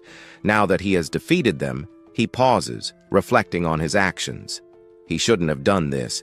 He has just taken down a powerful figure. The villagers might now suffer repercussions. To prevent this, he decides he must draw the attention of those at a higher level so that the village does not end up suffering at the hands of these powerful figures. Looking ahead, he notices that the entire village is overjoyed. One of the leading villagers approaches and asks if the protagonist could lend them his strength. They want to become independent from this man. If he helps them, they will be eternally grateful. Independence. That might actually be an incredible idea. The Lord previously claimed that the people paid taxes in exchange for protection, but in reality that wasn't the case. For the villagers, it would be better to be independent. In many places, powerful people rise within villages, becoming lords who rule over them. In this case, it could involve multiple villages coming together under a single feudal lord. Now, the protagonist views this world differently. In his past life, he didn't live under the rule of a single leader. Now he realizes that he has the ability to stand on his own in dangerous situations. Only after some time does he finally tie up the guards and the Lord himself. With the Lord restrained, he wonders what he should do next. Suddenly, the Lord speaks. "How much do you want?" The protagonist is surprised by this, as the Lord is offering to pay whatever amount is necessary for his release. But the protagonist responds that ransom is not what he had in mind. Just as he says this, an elder interjects, commenting that captured individuals from the higher ranks often pay hefty sums to secure their freedom. At that moment, the protagonist doesn't know how much he should demand for the ransom, or even if he should demand one at all. In a situation like this, he would love to satisfy his pride, but even if he were to obtain the money, would it truly be worth it? Wouldn't even improve his treatment a little bit, neither him nor that lord from here. Because if he manages to escape from here in any way, he will come back to mistreat those people once and for all. Only he will stop if that pride he has is completely crushed. Only then will they truly achieve independence. However, stopping now to think, he ends up coming up with an idea. Then he asks Dean what the currency here is. So Dean tells him the lowest price. He has already decided on the ransom. Now he will be paying a note. A money note from this world. The moment he talks about this, the Lord is in disbelief. The village elders wonder what he is trying to do, since to ransom him he only has to pay a single note. However, the Lord gets irritated and asks himself how he could make such a crazy deal like this with him. He ends up somewhat letting it go. If he really wanted to be freed, it was better to pay a single note quickly. So he withdraws, angry. Meanwhile, elsewhere, the goddess asks herself, "A note! Why did he set that as a ransom?" For him, it was simple. He only demanded a single note. But basically, there were two ways to think about it.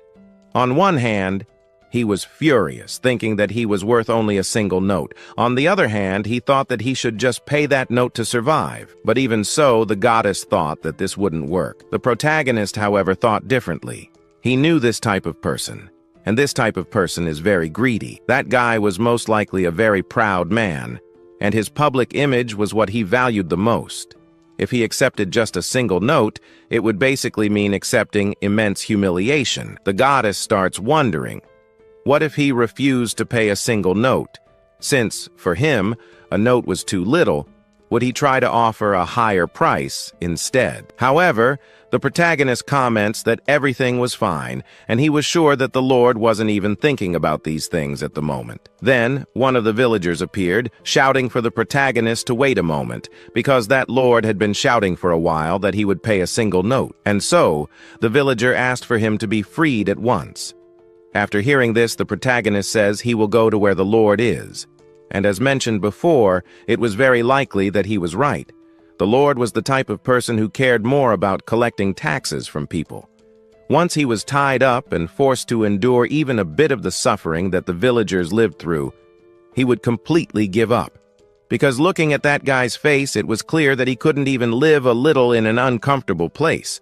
But for our protagonist, the real fun was just beginning. On the other hand, the goddess only watches and finds him intelligent. Back at the camp, we see the Lord begging for freedom. The protagonist says that he will release him, but he must pay that one note. If he doesn't pay, he won't be freed. The Lord, irritated, says that he is a noble and does not have that coin in his pocket.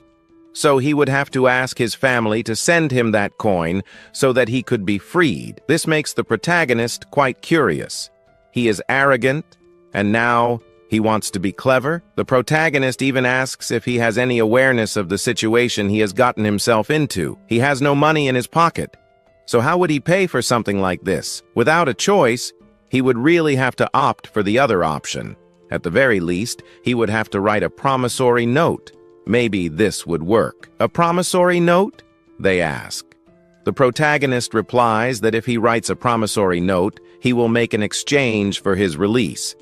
If that was what he wanted, he should have said so from the beginning. So, he will do it. The protagonist, with a face that doesn't understand a thing, is simply pleased.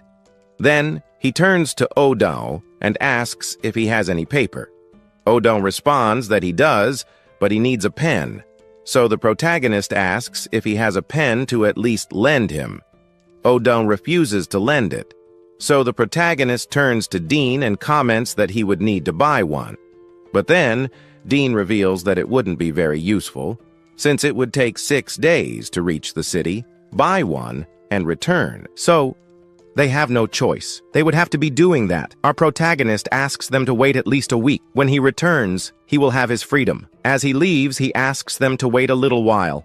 After a long time, he ends up handing the pen to him, but for that, he also gives him a pocket knife. However, Odon wonders why he would give him that. Our protagonist responds that there is no need to worry. He does not have enough strength to fight against him. He also asks Odon to go to the city and spread the word that their lord, the Lord, cannot pay a ransom with a single bill. After some time, he releases that lord. Then he asks him to take a piece of paper and sign that agreement. Only with the signed agreement would he be able to leave this territory. At that moment, he takes the knife, alarming everyone a little. However, he only wanted to free his guards. Everyone, not understanding, simply agrees with it, especially since the Lord does not even have the chance to cut his finger to use his blood as ink to sign the contract. So, he needed one of his guards. Thus, he released one of the guards, cutting a bit of his finger and using the guard's blood as ink to sign the contract. Only after signing the contract does he take it and hand it to the elder. However, he asks that at least the protagonist verify twice to ensure that the contract is correct. Our protagonist tells him not to worry. If he is lying, they will spread throughout the entire city that his lord does not even have enough money to pay a ransom with a single bill. In the end, he releases the man who flees in his carriage. However, he promises that he will return for revenge. The protagonist, understanding something else, says that he can come back here again. Who knows? Maybe next time he can arrange an even cheaper ransom. Suddenly, the elder appears from behind and starts wondering if this promissory note is really enough. Looking at the paper, he realizes that this note is promising and will work as a barrier for this village. He even wonders if that man will attack them. But the protagonist tells him not to worry. The man is too concerned with his public image. Now, imagine someone like him being exposed to the world as someone who couldn't pay a cent for a ransom.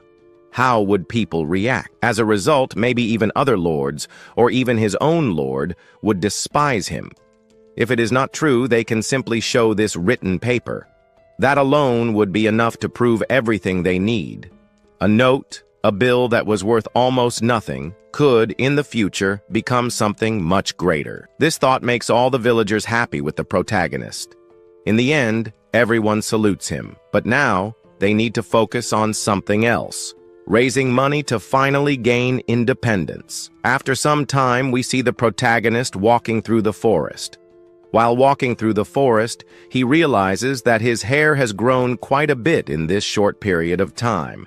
Because of this, he needs to cut it. Suddenly, a goddess appears beside him, commenting that humans are quite inconvenient. Since she is a goddess, she does not need to worry about such things. She can grow or shorten her hair whenever she wants. She also mentions that when men reach their 30s, they often face baldness. However, since she does not like to see the protagonist in that situation, she blesses him with a new ability, one that will prevent him from ever going bald. Upon hearing this, he turns his head as fast as he can and simply thanks her for her kindness. While wasting time talking, the protagonist senses the presence of a monster. He turns and sees that it is one of those spiders. As soon as he spots it, he jumps and, within minutes, lands a kick that knocks the spider down. However, after defeating it, he realizes it was not what he was looking for. He was searching for something that would give him more of that mysterious pearl. The goddess, however, thinks that pearl has many beneficial properties for the human body. But to form that type of pearl, certain conditions must be met. She begins explaining that sometimes, inside living beings, there are many nutrients. These nutrients accumulate in a certain place, eventually forming this pearl. This substance is more commonly known as essence, or more famously as pufferfish venom. Hearing pufferfish, the protagonist freezes because he knows very well how dangerous its venom is. But the goddess tells him not to worry. This venom is not harmful to humans. One of the reasons the protagonist has developed high poison resistance is because he has eaten many of those pearls. After talking for a while, the protagonist continues walking. Eventually, he encounters another of those spiders. With his skill, he manages to take it down. Then, he starts searching for the pearl. After looking for a long time, searching here and there, he does not find one. Only late in the afternoon does he finally manage to discover one. He met the goddess. He asked if he wasn't going to eat, and he commented that these were military supplies. Since the village needed to become independent, many conflicts would arise, so they needed weapons and other things to defend themselves. In the village, it was very likely that not a single person had proper combat training. Armor and that sort of thing were quite useful for protecting people from attacks by others. The goddess understood, but wondered why he was so confident in hand-to-hand combat. Our protagonist didn't understand too well. Moreover, she questioned why he wasn't using his magical power to take down the weaker monsters. To demonstrate, or perhaps to explain why he wasn't using his magic, he formed a sphere of energy in his hand, and then fired it into the forest, managing to destroy a large portion of it. The blast shot up into the sky, and only then did he reveal the reason to her. She understood that he couldn't control his own power. Humans really were difficult. Curious, he asked if the goddess could control her powers, since he had doubted her. A little, she wanted to demonstrate how to properly control power. Using her magic, she directed it toward the guy's chest. He immediately asked her not to use her power on people. Hearing that, she simply laughed. Then, the protagonist asked her not to waste her energy on useless things. However, another spider appeared in front of them, which irritated him. He wondered why there were so many spiders. The goddess replied that he had destroyed the spider's nest. He understood then. Now, our protagonist wanted to try using his magical energy. To do that, he needed to imagine a faucet, as if he were turning off a water tap. When he said that, the goddess commented that it made a lot of sense, that it was just like that. But for this to work, he needed to slow down the spider a bit since it was eager to attack him. The protagonist tried to focus, and once he did, he finally achieved what he wanted. Energy surged from the palm of his hand. After a moment, he fired it in the spider's direction, hitting it completely. With a single strike, Our protagonist managed to blow its shell apart. However, he was thrown back, falling to the ground. When he looked ahead, he saw that the spider had been blown into 1,000 pieces, some of them landing on him. Finding that disgusting, he went to a nearby river to bathe. Since he couldn't control his power properly, he ended up in this situation. After some time talking with the goddess, he realized his hair had grown too long, so he took out his knife and started cutting pieces of his hair. As he snipped here and there, a strand fell to the ground. The moment it touched the ground, it exploded, startling the protagonist. He looked back, and the goddess began explaining some things. His hair, when cut, released some kind of energy. She should have told him that earlier. She continued explaining that his hair had a certain biological concentration mixed into it since, in the end, the protagonist was an irregular in this world. After thinking about it, he came up with an idea to deal with the monsters more easily. He ran deep into the forest, attracting the monsters' attention and luring them to a specific location. Once there, he pulled out a strand of his hair and placed it on the ground. The moment he did that, he quickly withdrew. As soon as he moved away, the monster stepped on the strand, and a moment later, an explosion completely destroyed it. And so, in the end, he managed to defeat the monster without putting himself in danger, thanks to this brilliant strategy he had just come up with. And our story continues from the previous chapter.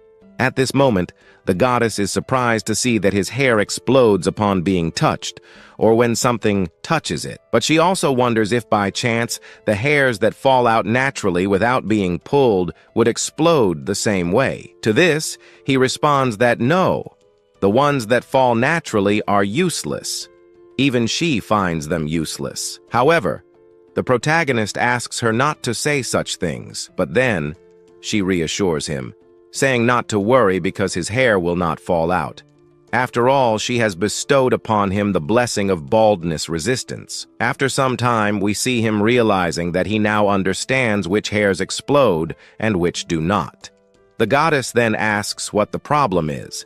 He explains that these hairs explode after a certain period of time, but only after leaving his hand or upon impact with something. However, even if they explode, they are still just hairs, because even if he were to throw one of his hairs, it wouldn't fly very far.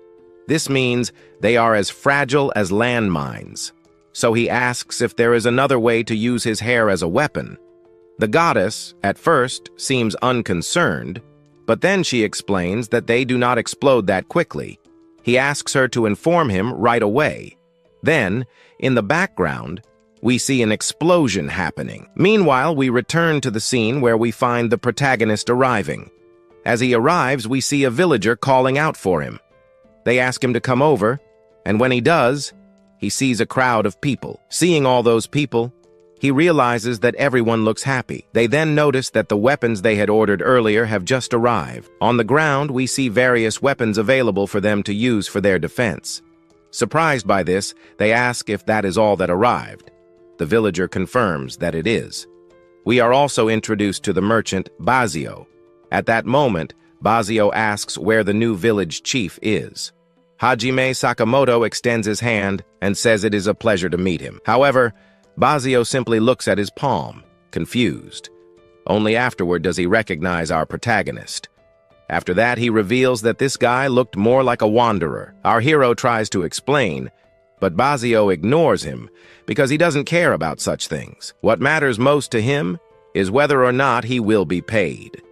Everything was going well with the trade. On the other hand, the protagonist says he is fine with everything since all the requested weapons are there. But upon taking a closer look at the weapons, he notices that their quality is somewhat lower than expected. The villager is surprised by this.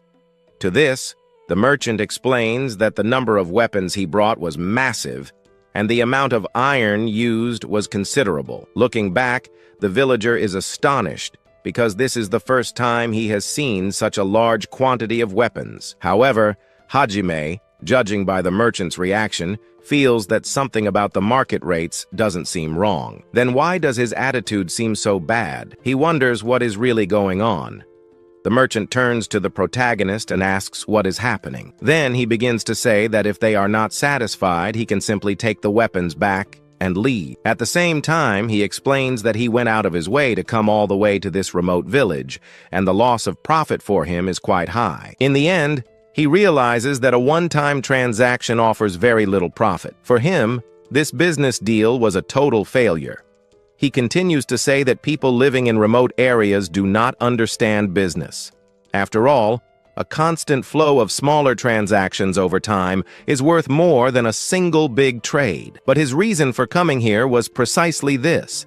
He continues to think that, after all the expenses for traveling, fighting monsters, and labor costs, it was extremely costly. The villagers ask if it was really worth it. For them, there is no issue at all since he can come whenever he wants. Plus, what he offered was a unique opportunity to buy high-quality resources exclusively from him. Our protagonist starts thinking. After pondering for a while, we see him turn to the villager and ask if they know other merchants. By doing this, our protagonist practically ignores this merchant. So, he goes off looking for other merchants.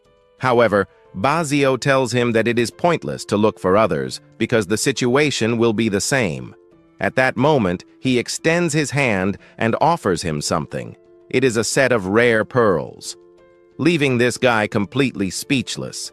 And after that, he says that this is today's part. The villager extends his hand, but the merchant ends up opening his mouth and asks, "Today's part?" We see our protagonist commenting that it was meant to be used as a guarantee for supplies or food, since in case he had to prepare for a war, they would have food, weapons, and everything necessary for their supply. At this moment, Aeon turns to the other side, but he asks them not to worry. He is holding these pearls, and if he loses them, it's not a problem because he could collect as many of these valuable pearls as he wanted. This again leaves the merchant completely speechless, but after being stunned.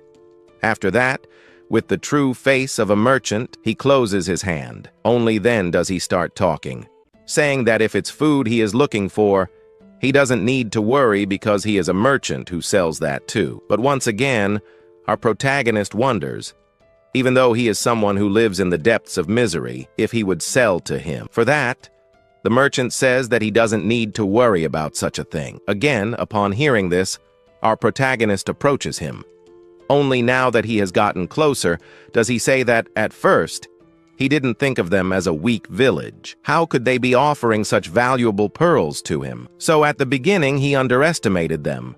But setting that aside, our protagonist asks how much he wants to negotiate in this transaction. Of course, he basically needs to receive a competitive budget from other merchants as well, since that is the main business of traders.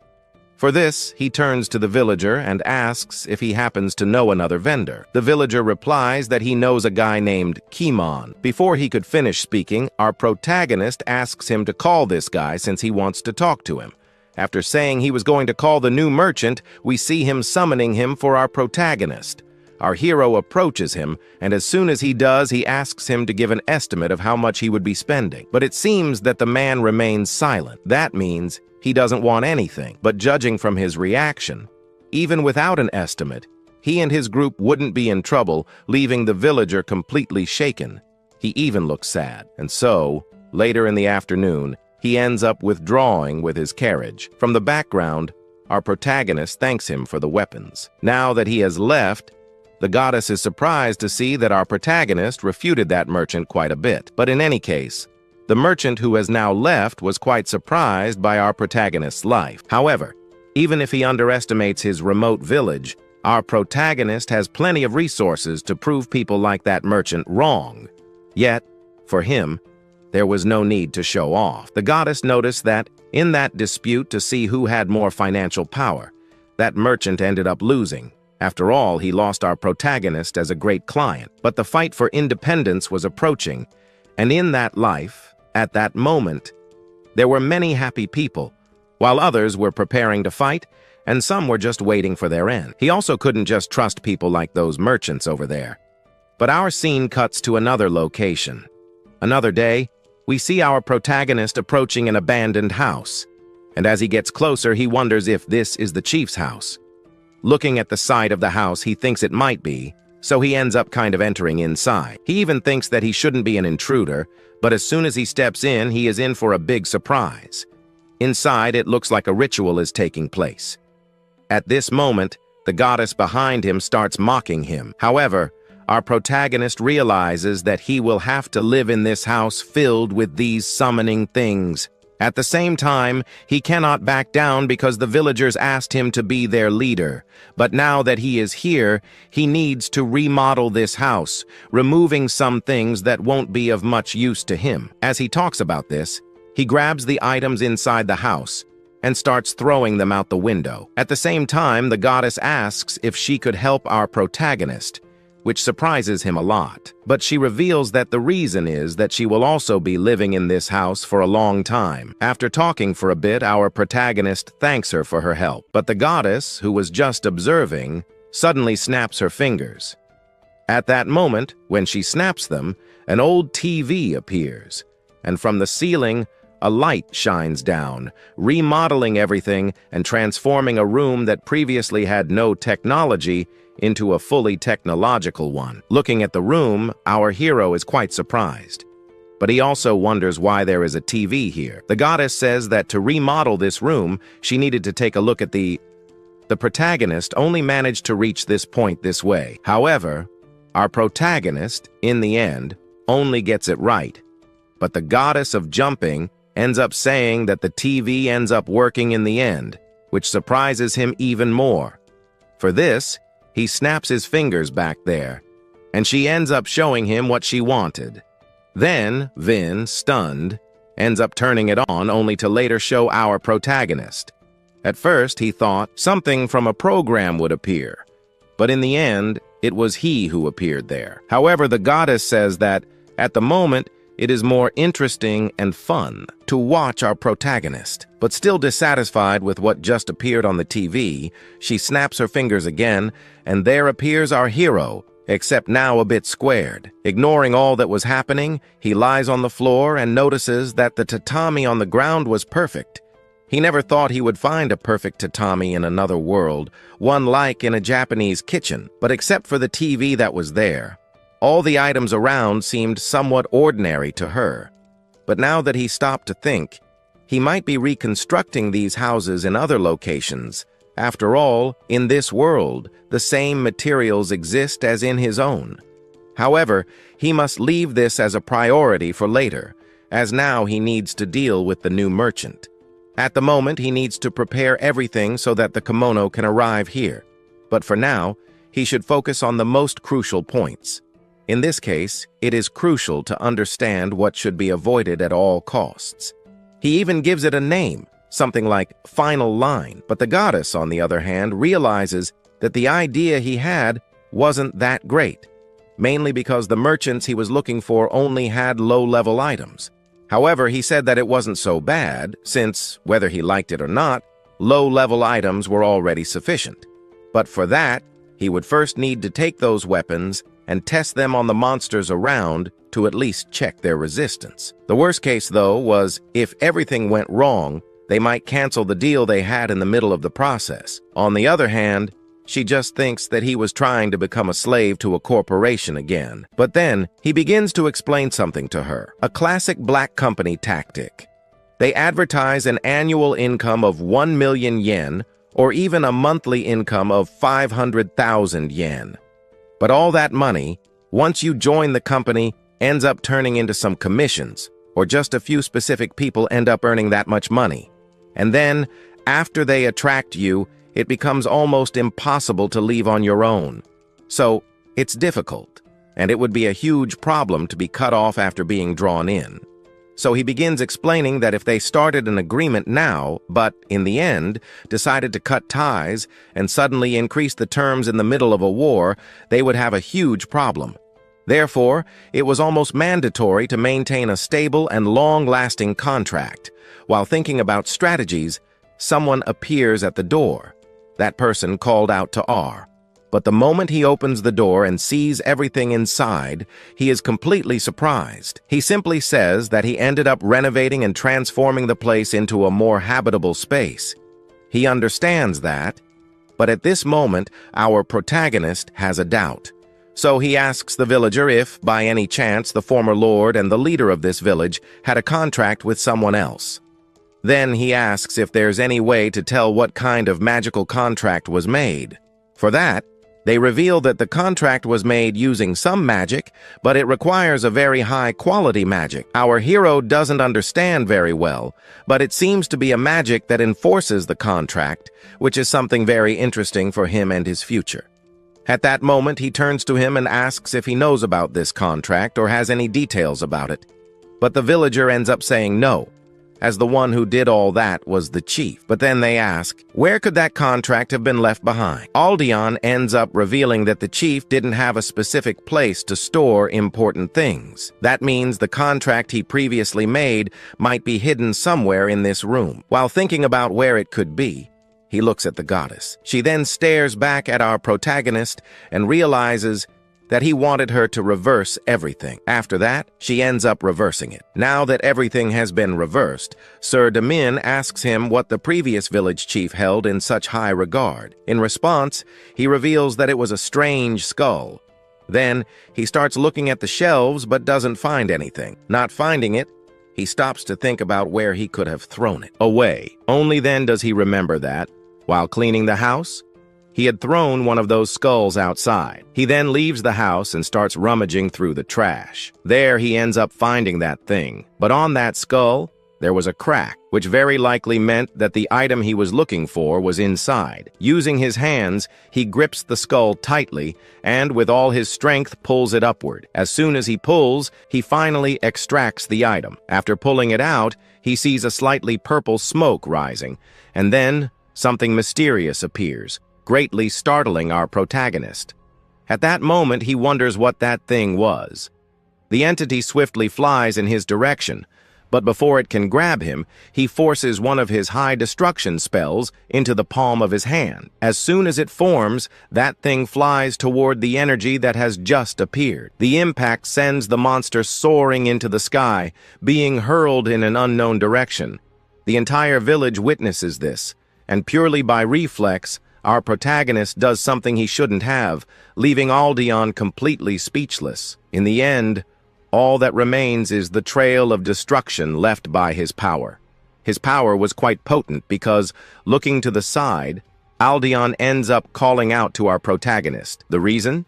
Our hero had accidentally hit part of the merchant's cart. Only after seeing all of this does he remember the real reason Aldeon had entered his house in the first place.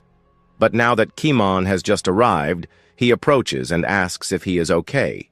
He simply replies that he is fine. As they continue talking, we then see the merchant approaching our protagonist. As he comes closer, he introduces himself. His name is Kimon Seon. With the merchant's arrival, our protagonist can finally move forward with his mission. The moment the merchant introduces himself, our protagonist follows suit, introducing himself as Hajime. Now that they are here, he invites Hajime to a quieter place to discuss their plans. He then turns to Daeon and asks if there is a calmer area for this. Daeon then says that the potato field is the quietest place where someone can stay. Besides, today was not a harvest day, so they could stay there peacefully. As they reach the spot, we see our protagonist thanking him for his presence. However, he asks not to be thanked too much since this is his first time acting as a negotiator. Moreover, he comments that this place might not be the most suitable for discussion. But Hajime tells him not to worry, as there was no one around to overhear them here. Besides, it was impossible to eavesdrop. After all, in his previous world, he had picked up some tips that important figures often held crucial discussions on golf courses. If they went somewhere enclosed, they would most likely be overheard, or even have spies lurking nearby. That was simply out of the question. But on a golf course, the chance of having people around was practically zero.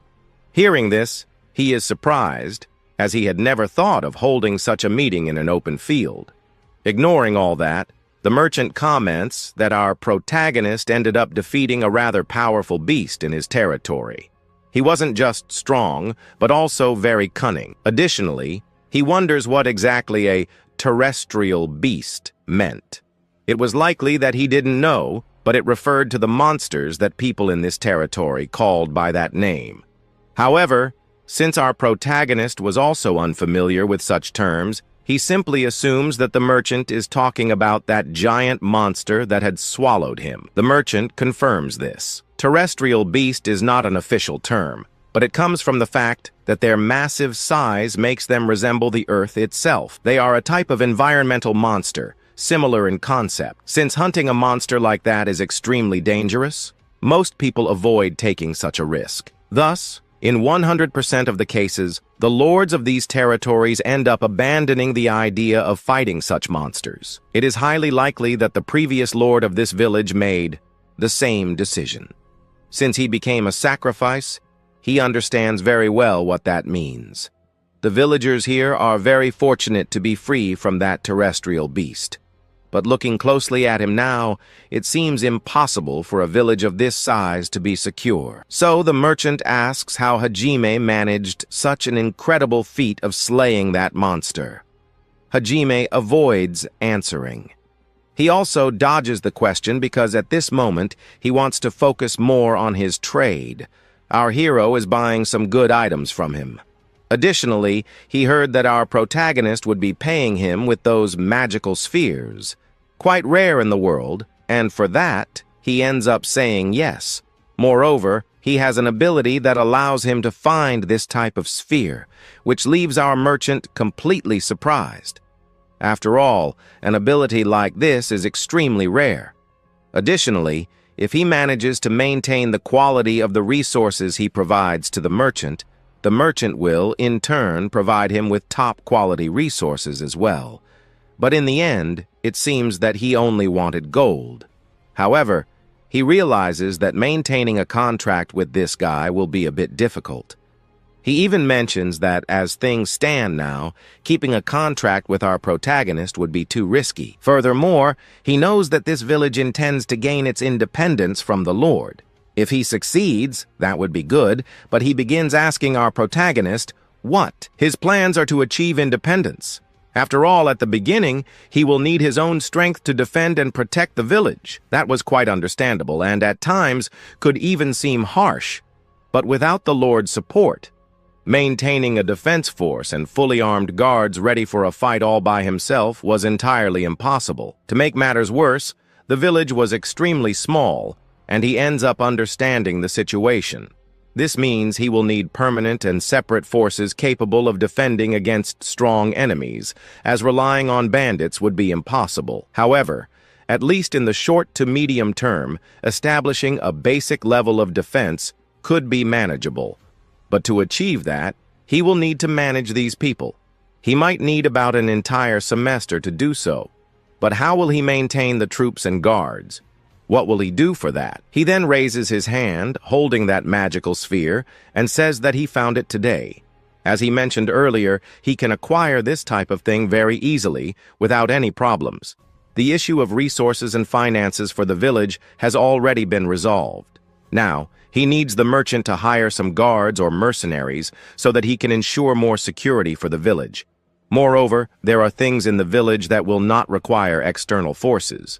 However, he ends up being interrupted by the merchant, as what he was imagining about our hero was exactly that. At first, he thought our hero was crazy, but not only did he choose a somewhat isolated place for their discussion, he also considered the mercenary option. His perception of defense was remarkable, and our protagonist takes it as quite a compliment. But there is a problem. But to be a good merchant, he ends up offering his help so that our hero can find some good mercenaries. He even wonders if he can do that, but for him at the moment it was almost impossible to be doing this on his behalf as well. Although some mercenaries may seem similar to markers, most of them have different values. Many do not like merchants acting as if they were an intermediary. So knowing this, he asks that he at least give him 1 or 2 pieces of information about some mercenaries. But before he can go through with it, he will only need to verify some information. But there is one thing he likes to comment on. He always likes to be involved in these life or death businesses, something that he says makes our protagonist a little happy. However, he interrupts everything because he wanted to be selling some information and also In addition to selling information, he would also like to work with him for a long term, for a long period of time. But he also asks if he has any advice that he can be putting in his village. Leaving him confused, he then asks why he wants to know these answers. He says that he doesn't want to depend too much on other people's resources, because if they depend on too many people, their village will collapse sooner or later. So, as soon as possible, they need to achieve independence, so that things will be a little easier for them. Then he starts to say that if they basically want to become independent, the village needs to build a stable that can basically move a fairly self-sustaining economy. That can also maintain a relationship with the merchants, yes, with those pearls, the ones he finds. But it was necessary to do some things that leave him confused. He continues to say that, to be honest, he wanted to maintain a long-term relationship with our protagonist, since he sees a pretty incredible future in our protagonist. But to do something like that, it was necessary to see and understand some current situations, and in the end, our protagonist understands himself. But with his ability to find those magic pearls, he will only need one more thing. He thinks that everything he did there ended up getting to this point where he is.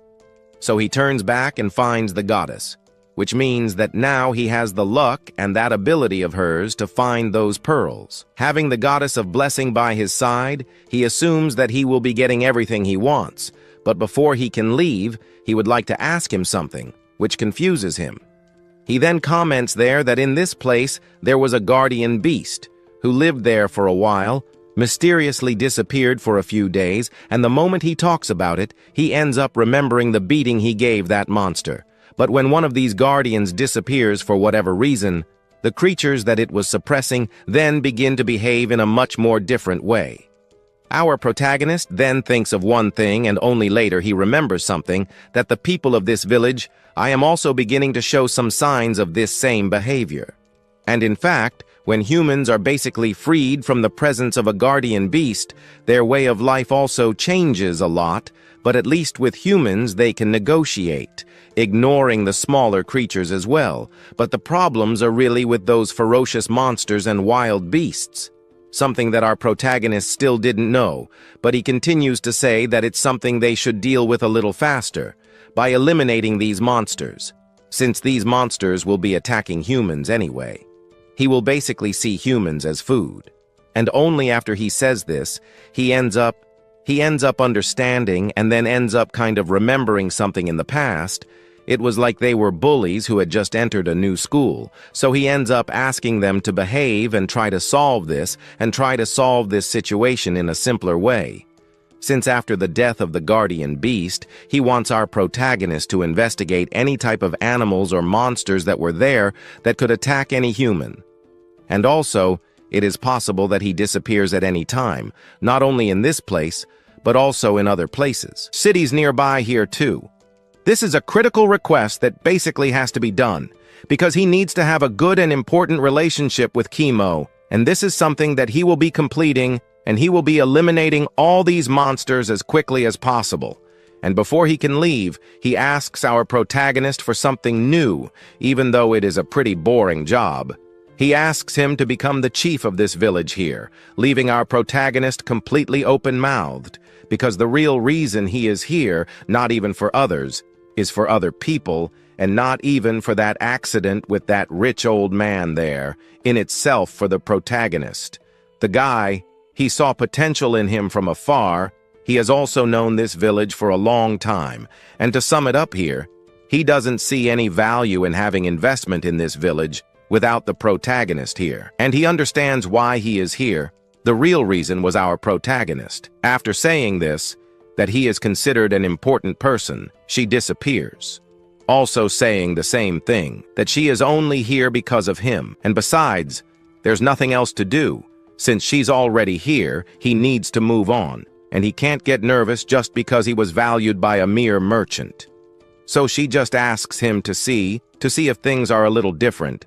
For the last time, she asks him to become a good chief of this village and treat the villagers in a more specific way. And so, he leaves, and our protagonist only returns to the village. Right at the entrance, there was that villager from before who said that he will support our protagonist no matter what.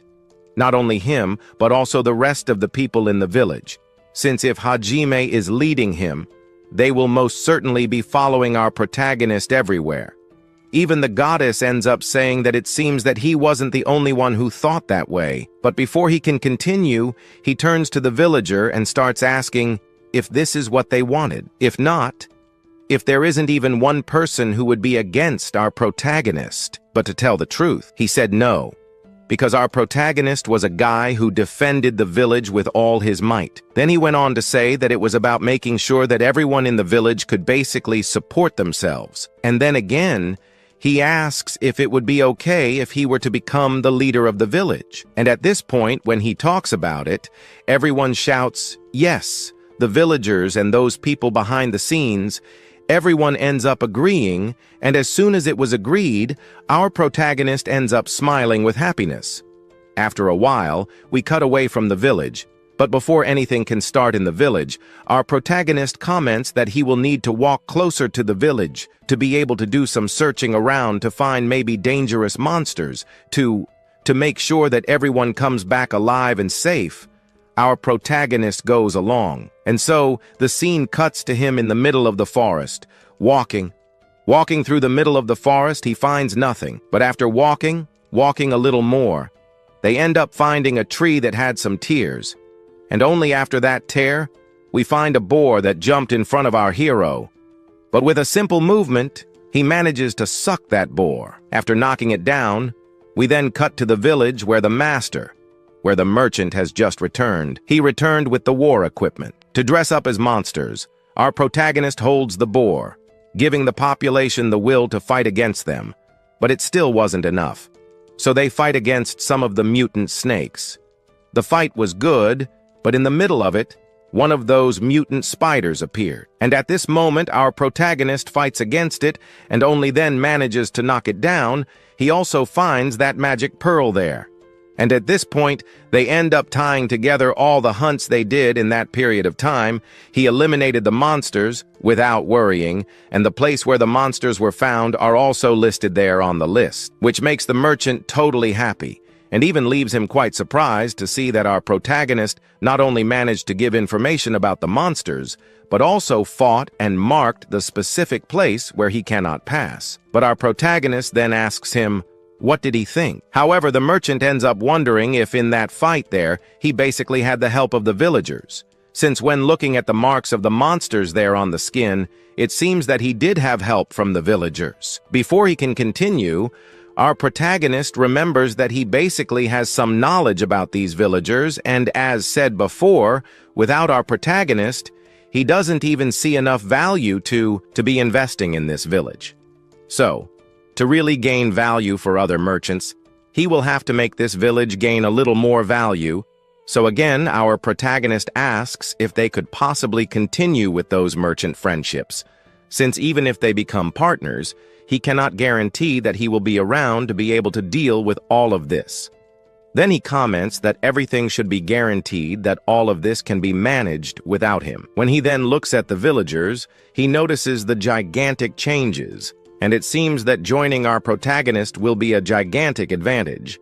But at the moment he will need to review his assessments a little more, especially because the villagers of the village seem to have gigantic potential, and he finally extends his hand and ends up commenting that it will be a pleasure to be working with our protagonist. Our protagonist says the same thing, and here he will be by his side and will be able to achieve many things.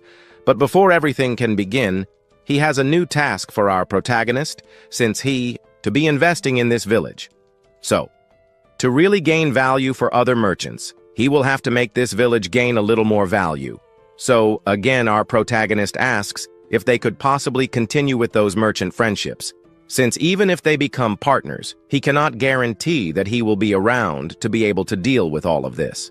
Then he comments that everything should be guaranteed that all of this can be managed without him. When he then looks at the villagers, he notices the gigantic changes, and it seems that joining our protagonist will be a gigantic advantage. But at the moment, he will need to review his assessments a little more, especially because the villagers of the village seem to have gigantic potential, and he finally extends his hand and ends up commenting that it will be a pleasure to be working with our protagonist. Our protagonist says the same thing, and here he will be by his side and will be able to achieve many things. But before everything can begin, he has a new task for our protagonist, since he has just become the leader of this village. He would like all the villagers to enjoy some of the rewards of this task, since instead of trading this time, he wants to be making the payment. And when he talks about the payment, our protagonist understands it well, but the villagers, on the other hand, understand it differently, that now he will have basically a fairly stable future, which leaves our protagonist on the other side completely surprised, because he was taken by surprise to see that his people liked the proposal given by the merchant so much. But before everything can move forward, he must be reviewing some details of this advantage, of these advantages. Everyone who was there ends up stopping to listen to what he was saying. Then he starts to say that this is the extraordinary fur of an animal called a fury. It is a popular product also well known for its durability and warmth. So does that mean that if the villagers of the village process the fur, he can be buying it? He extends his hand and says that he will buy it. He also guarantees that he will buy it from them if by chance the skin is processed, and so the people of the village again hear this and go crazy again. The protagonist understands that everyone was happy, even though they have not yet basically planned the price that they will be charging for those skins that they will be refining, but having another income for them is quite different. Even because they live off agriculture, having another income of money is extremely rare, and for them it is pure happiness. The protagonist is, on the other hand, for a little. Then he comments there that by obtaining the harvest from agriculture, from hunting, you can be surviving, but these goods can be spoiled over time and as well as losing value depending on their demand. And to make matters worse, they are difficult to store as an asset. But in the case of money, it does not spoil and can maintain its value for a long period of time. For them, accumulating wealth may be becoming an easy thing. This makes our protagonist happy, especially because they were happy too, since if he accepts the proposal, they will have a new stable income to have a very peaceful life. So knowing that they can earn more and more money, he takes this seriously. The scene cuts to another location. The hunting group ends up leaving. They end up finding another animal. Finding the animal, they end up shooting the arrow, hitting its head. As soon as they bring it down, they end up skinning it, taking off the skin. He realizes that it is much easier to remove the skin from smaller animals, and this may also be enough for the children to help them, since it is a very easy thing for them to do, so they can be doing it too. After a while, they end up taking the skin and putting it in the sun to dry. After a while, the population is happy with the results. The protagonist is also more than happy. However, after a while, another merchant appears and goes towards our protagonist. He calls out to him, Sakamoto, and he ends up introducing himself as this guy. After introducing himself, he introduces himself as a merchant, and Kimon, his friend, was talking about our protagonist a lot. And what's more, he came all the way here from far away to buy the furs that Kimon ended up saying he has here in this village. Knowing this, our protagonist is already happy, but the ones who are happier are the villagers, who end up leaving to get the furs. Now that he's here, he found out why he was speaking so highly of our protagonist. He even commented that our protagonist seemed to be a special case, since it was also rare for a market or a merchant like that to travel a long distance to come to this village, because normally they go to the place where they stay to bring goods for them. And in the end, our hero understands, because normally I haven't seen people who are merchants here. Because there's an expense with the animals, there are also expenses that can simply happen along the way, or there are also thefts of materials. The Fury skin wasn't basically a good thing, since it was famous. Since it was famous among ordinary people who go there and see it and buy it right away, so the profit in the end isn't that much. So Kimon usually ends up selling those high-quality skins to rich customers. So it's no surprise that they're dealing with this kind of Fury skin now. but really managing to get one of the most important merchants to go far to look for our protagonist. The thing was meaning that it was too rare, but for him, he sees it with intense eyes, or it means that the person wants too humble. So he ends up approaching our hero and ends up asking for some advice from him. While commenting on this, that old man from before who listens to everything appears. He comments that he heard a lot of praise from our protagonist's Mr. Keeman, so he asks again for him to teach him some wisdom. But the villager reappears and only comments that Mr. Keeman was really that high-quality person. He even praises our protagonist, and to make it even better, he ends up telling this guy that he was the one who brought Mr. Keeman to this village, and everyone listening to this then starts to grow an ego of happiness. But they are quickly ignored, as they both start to get into the mood, dance, and be happy. However, hours later, they arrive with the skins and begin the delivery to the merchant. After a while, the goddess appears and comments that those young men seem to be too sincere, something that our protagonist understands as if he were an ordinary person. He looked like a villager, and what's more, he seems to like what he's doing. The only difference is that his ambition overflows too much, and it seems like he wants to be valued by Mr. Kaiman, who seems like those people in every company who think they're superior to any other person. To make matters worse, it seems like he wants to think he's much more than you, but too soon. For him, this is too naive, because in his mind he even ends up thinking that he could be showing his superior what he could be doing better than him. They end up rushing too much, and reality ends up hitting them too hard, and this ends up discouraging them. After all, he considers these types of people like that, perhaps too sincere. However, compared to him and our protagonist, there was a huge difference, because he would be in the legendary classification, and he is still only at a normal rarity level, or just a high normal. But after a while there, the sales end up being finalized. He then thanks the elder and only then leaves with his cart.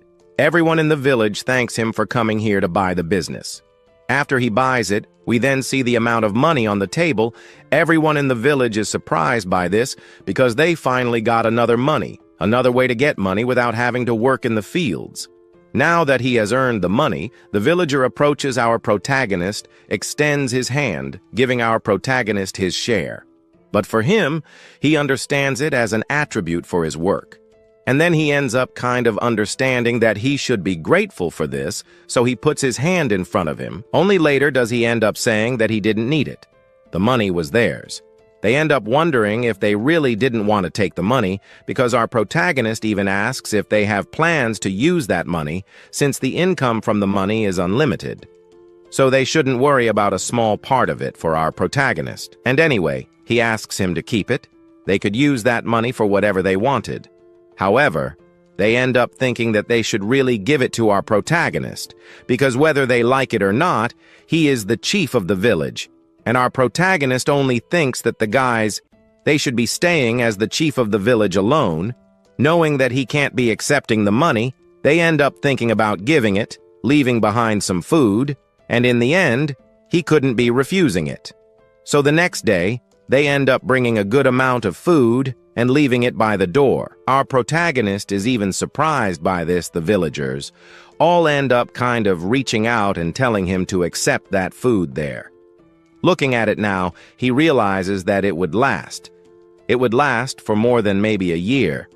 But now he stops and starts looking at those boxes full of rice, and at that moment, he notices some fungi. Looking at it now, he realizes that it doesn't seem to be in the best conditions. He comments that yes, they tried everything to protect it from rats, but these little guys come from any kind of place and end up gnawing on some parts of the barrel, so he thinks of a method to keep these animals away and also keep the fungus away a little.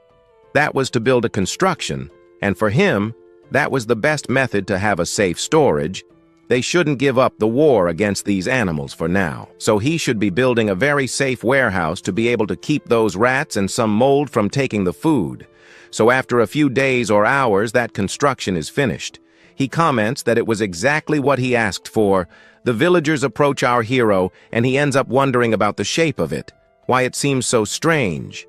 And for this he explains that this was called a multi-story warehouse in his other world, and that its shape has several reasons. But the main one is that it reduces the risk of being damaged by the floor, and it was also designed this way to resist humidity and prevent food from being ruined by any type of mold, leaving everyone in the village completely surprised. But when you look at it now, you realize what this meant. And for this, he ends up explaining that this meant a type of protector against rats. The rats tend to climb up there, but they wouldn't be able to. The rats try to climb up, but they can't. But there are other ways and advantages too, and he even offers anyone in the village to take this type of project that he made and build it on the same base as, in the same house as them, as this will prevent rats or any type of thing. But to build it, he will need money. So for this, he will be covering the entire construction with those animal skins that he will be selling here. But making the boss pay for all this would be a bit much, but our protagonist said that it was fine, he would take care of it all, and since it was the boss who wanted this anyway, he will obey, they will just move on. But before he can leave, there is only one favor for them to do. So they obey, he just needs to tell them what they need to do. Looking at them now, they seem fine. They seem to be quite happy, something that this goddess on the side here doesn't understand very well, since she ends up commenting that she is basically not a type of existence that is widely recognized by the public, unlike the gods, the common spirits, and she is not worshipped by anyone or known for receiving prayers from people, something that our protagonist is a little surprised by. So he turns to her and asks if she would like to try that. Looking at her now, she said that it wouldn't be such a bad thing to be experiencing, although honestly, she doesn't like being exposed to the public like this. But with each word she said there, she got more and more tangled up. She asks to change the subject. Our protagonist then enters her warehouse. As she went up, she commented there before that our protagonist commented that, in this warehouse that he built, there were other types of advantages. One of these advantages was the ladder.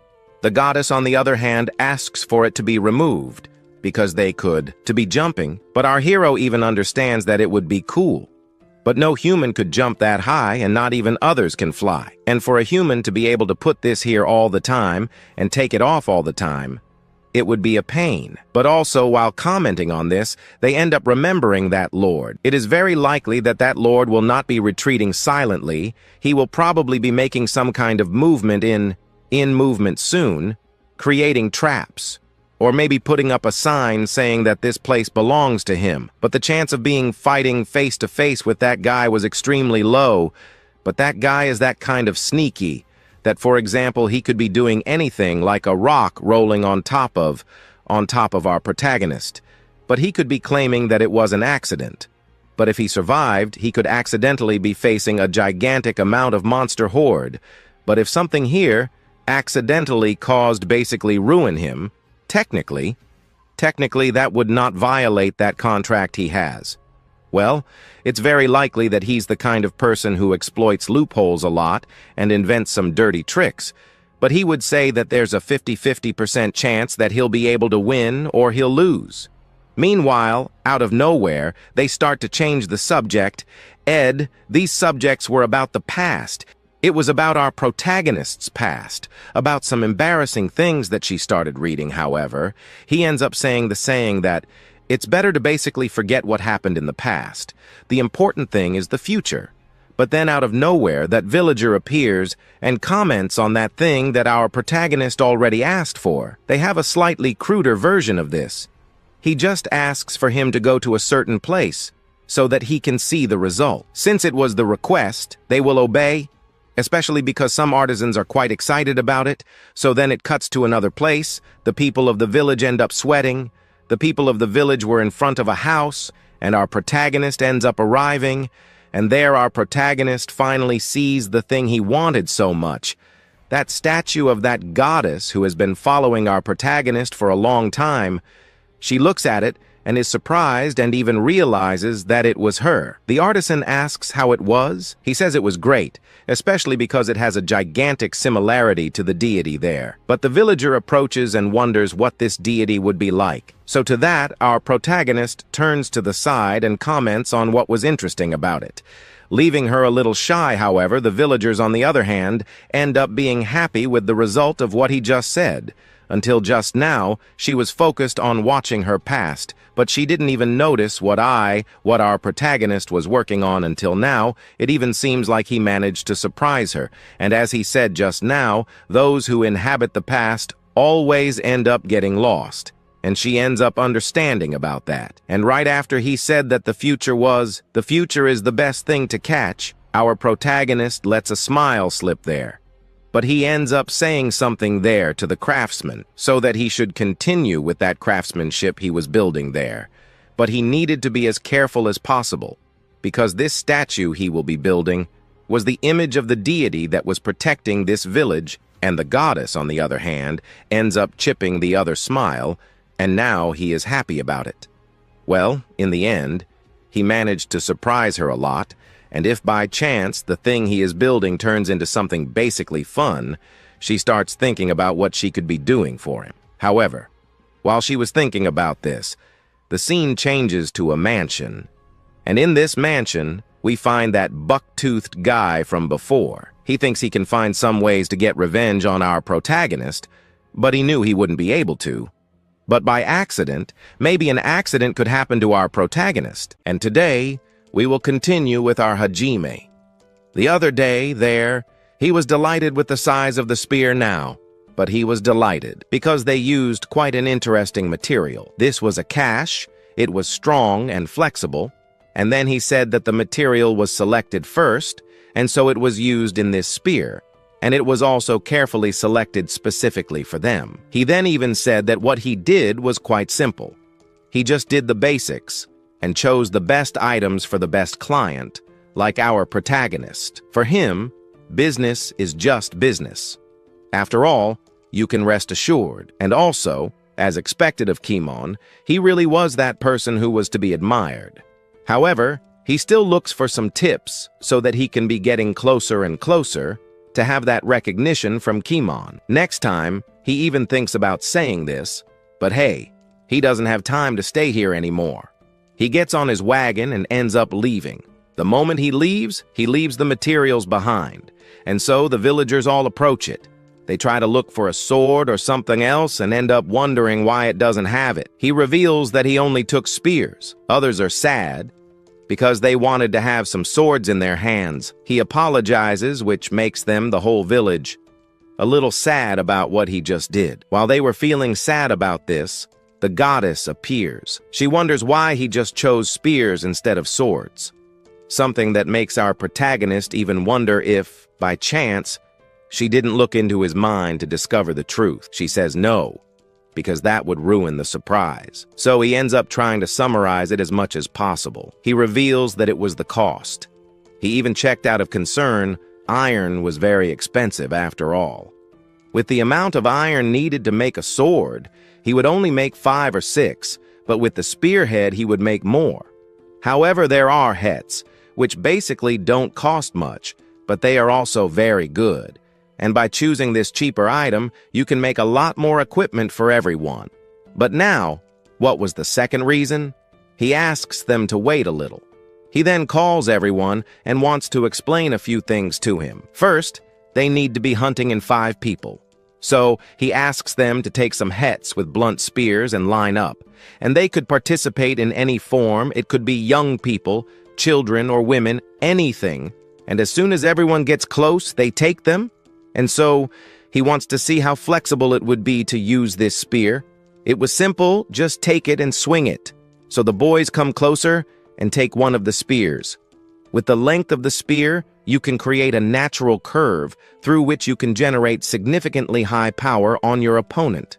And most importantly, using little force. Looking back now, they realized that the movement was good. However, the movements looked more like those they did in agriculture. Showing what was to be done, he turns to the rest of the village people. And so he ends up wondering if, by chance, there is someone who wants to test his skills. So far, there was no one. Most of them were afraid or didn't want to get into a war. However, this one appears, and he was curious, so he wanted to try, especially because in this village, he was considered the toughest guy in the village. This will be a piece of cake for him. And there's also no way he can lose at anything, especially because he works a lot on the farm and manages to carry a lot of heavy things, which makes him extremely strong. However, he starts running towards the weaker villagers, but the moment he gets closer, we see him swinging those stakes that fall on top of him. He, who was the strongest, was easily knocked down by them. On the ground, he cut himself, he hurt himself, so he wondered where he got his weapon that was so strong. But now, he wants to know the result. So he turns to the people of the village, and comments that people, anyone there, can be fighting a monster. And if you add a sharp thing to the tip of the spear, they can basically become a stronger army, because they could easily take down any kind of monster. Imagine 50 people or 10 people using this. Or also, they could even stand their ground fighting against a trained and strong gentleman. But even though he looks at them now, he realizes that perhaps his opponents, the villagers, are afraid. That was normal, but they could be using movements that were more familiar, like agriculture. They could be using the movements they make to plant or to harvest. So while he was thinking about this, we see our protagonist agreeing with everything she said. At the same time, then, we see something happening behind us. In the woods in the distance, we hear a noise. This catches our protagonist's attention, and the moment he turns around, he ends up coming face to face with a spider, which ends up kind of surprising our protagonist. Everyone, upon seeing that spider, gets scared. And only then, our protagonist asks everyone to calm down. And now was the specific and perfect moment to use the spear.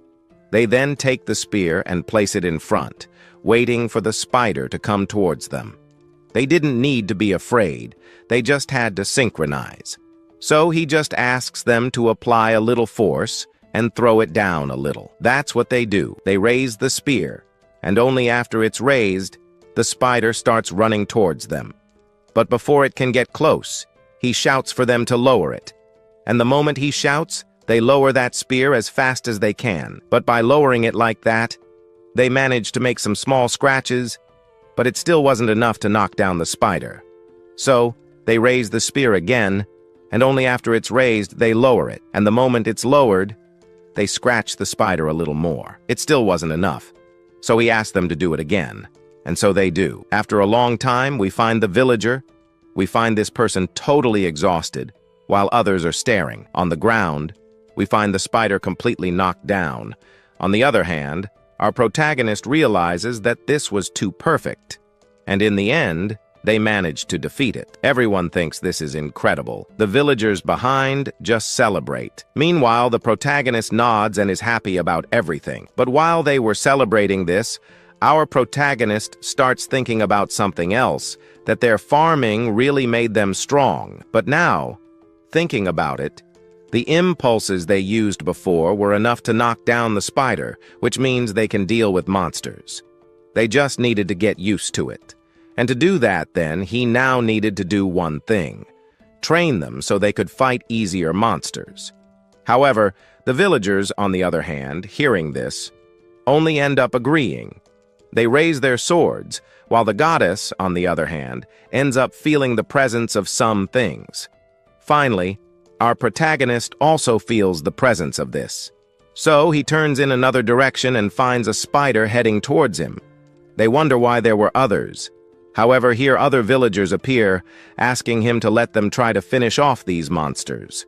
However, not just one, but two appear. However, minutes later, others appear, like an army of spiders. These spiders, for some reason, were following a straight path towards our protagonist. And when they see all these spiders, the two of them, who were eager to fight, end up backing down. However, he, our protagonist, asks everyone to go back to the village. He wanted to solve this all by himself. Besides, he doesn't need to worry about our hero. He already cleaned out a spider nest by himself. And so, he turns around, and he understands that our protagonist will really succeed. Everyone ends up retreating to the village because our protagonist needed to be alone for a while. Now facing these spiders, he realizes that it will take some time to take them all down, but he will succeed. But now, looking at them a little closer, he realizes that they are a little bigger than normal. On the other hand, the goddess begins to think of a reason. Because for some reason, they came in such huge numbers. Maybe it was because they destroyed their nest. But these guys are basically moving in a line, in a group. This was not normal. So there must be some mastermind behind all this, or maybe manipulating them. And the moment she talks about it, she can see something there in the shadow behind some trees. And the moment she sees that shadow of a person, she comments to the protagonist that maybe he can't be wrong, since maybe there was a mind behind all of this. But there's one thing, he must be thinking about it later, but now he has to deal with them. So he advances towards them. One by one, he manages to take them down. In the end, he realizes that these monsters have a huge advantage. Stronger, these guys are not. However, after a long time of fighting, he finishes them off. Now that he's finished everything, he could be relaxing. Until the goddess points behind a tree there and comments that there is something. And the moment she points, that guy who was there realizes it too late, and our protagonist disappears, and only appears a few minutes later in front of him. He ends up getting scared. However, he doesn't even have time to react, because our protagonist managed to land a blow right in the middle of his belly. Only then does a red thing appear from his mouth. At that moment, he wonders where this guy came from. The goddess knew that this place was specific to her and was special. She was being worshipped for the first time, so she will use her power in their favor. And so she snaps her finger and wonders who he is. So he ends up revealing that he is from the Monster Tamare Guild and came on the orders of that lord. And then he thinks that that guy was really the one who did all this. But his goal is not even that. His goal was to eliminate those people who were a little troublesome. Then he realizes that the village is under attack, so he grabs the guy and wonders what he did.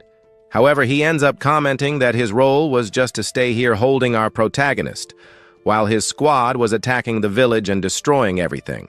But thinking about it, he thinks that he could not be forgiving that traitor. So he throws this guy, this extra, against this tree, and as he starts running towards the village, in the village itself, we find fire destroying everything, while those guards point there, asking them to kill everyone. But the children and the old people use their spears to defend themselves. The others are wounded on the ground. They then advance towards them. However, at this moment, when they are thinking about attacking, in the background we find our hero running towards them. After getting a little closer, he advances and manages to take them down one by one. And after taking them all down, they wonder where this guy came from and realize that the monster tamer also failed in his mission. Now that he is under control, he only asks the villagers to take their wounded away from here and take them to a safer place. Everyone ends up understanding this, and so they end up retreating. Now that the village chief has appeared, he ends up admitting that our protagonist really was a skilled guy. But there is no way he can defeat those 50 spiders in such a short time. Maybe he decided to run. Maybe those spiders were strong, and the tamer lost control of them. But he also heard about their abilities from the Lord. But it was a shame, since they were a team of assassins trained to hunt people like our protagonist. And he was chosen by the Lord. Each of them has enough skill to take down 100 of those spiders alone.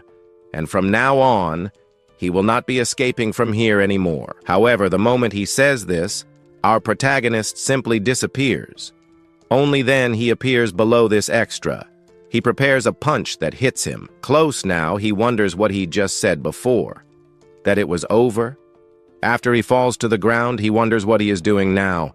He also dared to mess with his village.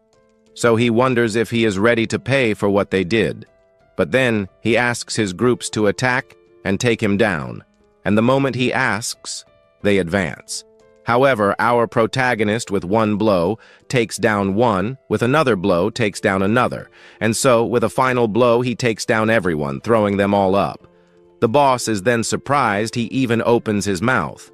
However, to end it once and for all, he advances towards it, especially because he was the final one and would have to be knocked down now. He prepares a punch and hits it right in the face, and only then was he thrown with all his force up into the sky, turning into a star. And if he really wants to destroy our protagonist's village, he'd better bring a guardian beast. That alone would perhaps be enough. After a while, he returns to a certain place, or rather, a hospital. There, they find everyone injured, but thanks to our protagonist, no one even died and no one was seriously injured. Also, thanks to that magic pearl of our protagonist's, everyone in the village is much better healed. For him, he realizes that this was practically a miracle cure. It could cure any type of disease.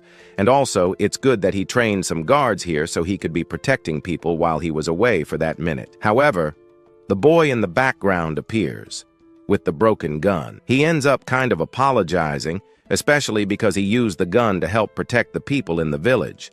But even so, they fought, but they couldn't defeat those strong people. However, this irritates our protagonist. However, he ends up just smiling and saying not to worry. After all, he could be buying other weapons. However, he didn't believe that that damned lord would attack even children. Our protagonist asks him to bring our protagonist a map that shows the location to that lord's mansion, which leaves everyone there wondering what our protagonist is doing. With a slightly more serious face, he comments that he will be destroying everything. After saying this, the next day, other weapons appear so that they could move forward. But he also appears, holding a map in his hand. This map guided him to the Lord's castle. He takes the map and ends up opening it. But maps should basically be showing the location of the country, the city, and other things. But showing any small abandoned village doesn't mean much. However, he points in another direction and asks if, by chance, he can see that drawing of a castle. Then he answers that all this indicates that it is the location of the Lord's property. And here, in total, there are 7 of them, and there are quite a few. And to this end, he ends up confirming that he has quite a lot of resistance on the property closest to this village as well. Looking back now, he realizes that the Lord was basically not just preventing anything from happening in the village. He was simply there from afar, watching everything from the front row, the bad things happening in the village. And only then does he ask Kimon to go there and thank him. Also, he wanted to thank him personally for having brought this map. Minutes later, he appears in the village and ends up wondering if, by chance, he also didn't think quickly about wanting to get the map too, something that he also predicted. However, the scene changes to another location. In a very distant castle, we find our protagonist there in the back, with the rest of the group. He realizes that the fortress had basically no one at the door. However, the gate is already extremely thick. It would withstand anything, so he could be making an attack right here. He raises his hand. Only then does he ask the villagers for some spears, and they wonder why. But at this moment, taking that spear, he simply prepares it. After he prepared it, he closed his eyes. He ends up gathering a little bit of mana. And after he opens his eyes, and only then, he throws the spear. And the spear he threw gained a gigantic momentum and ended up flying at extreme speed towards the castle. And only after it reached the castle, it managed to destroy the primary gate. And only after it destroyed it, the goddess and the rest of the villagers were all left open-mouthed. The castle guards didn't understand what was happening at all, and they even wondered what happened.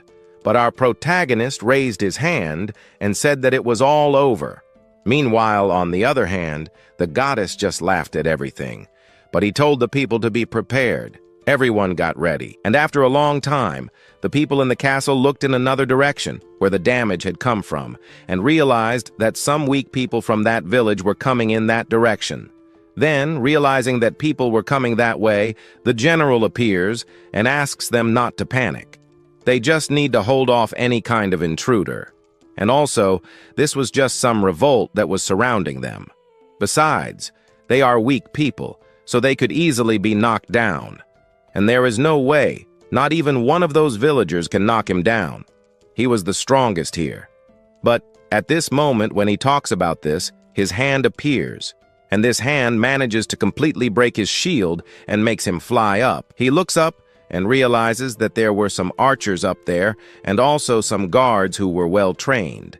He knew that the villagers would not be able to deal with them, so he advances and manages to knock down each one of them. Meanwhile, behind him, the villagers manage to knock down the weaker guards. After a long time, they manage to invade the castle and manage to catch the Lord right away. The Lord finds himself again in a situation where he has been captured by our protagonist again, and this time, he won't be able to escape and get away with it this time. However, the villagers, irritated, end up wondering who wouldn't get away with it was the Lord. Besides, they won't be following orders from a lord like that. However, he still thought these guys were two filthy commoners. However, the goddess looks at the protagonist and realizes that he was going to do something. He starts to remember this guy. He knew he wouldn't stop here now. So he simply ends up untying his rope, and only then, he comments that he will be freeing him, which makes the villagers behind him wonder why he was doing this. The goddess, on the other hand, ends up being surprised. The Lord, on the other hand, gets irritated by this. Now free, he starts to ask the protagonist what the catch was. He said that it wasn't any, because he just wanted to free him, so he could be running away from here. Since he was a poor guy, he won't be charging anything this time. He could be running away, and this time, he could be running, which makes him angry, asking him not to make fun of him. He was a mere lord. Compared to him, he was nothing. He was the ruler of this entire country. However, he gets angry about this, wondering what he was trying to do. He basically said he could run, which meant to him that he would be worthless, which our protagonist confirms that he would not even be worth a single gold coin, something that the protagonist, on the other hand, even wonders if he really would be worth anything. He gets quite angry about this. So he leaves, saying that he will be remembering a lot of what our protagonist did. Then he leaves and ends up disappearing there. So the people of the village end up wondering why he did this. If he, by chance, decides to come back, he will be retaliating. And now, he will be taking even more revenge. But he said that everything was under control, that Lord failed in his mission, and in the direction he just went was his next fortress. So if he happens to attack that, and also if he invades it and he is able to catch it, he ends up thinking that he is going to be charging a high price to pay a ransom for it.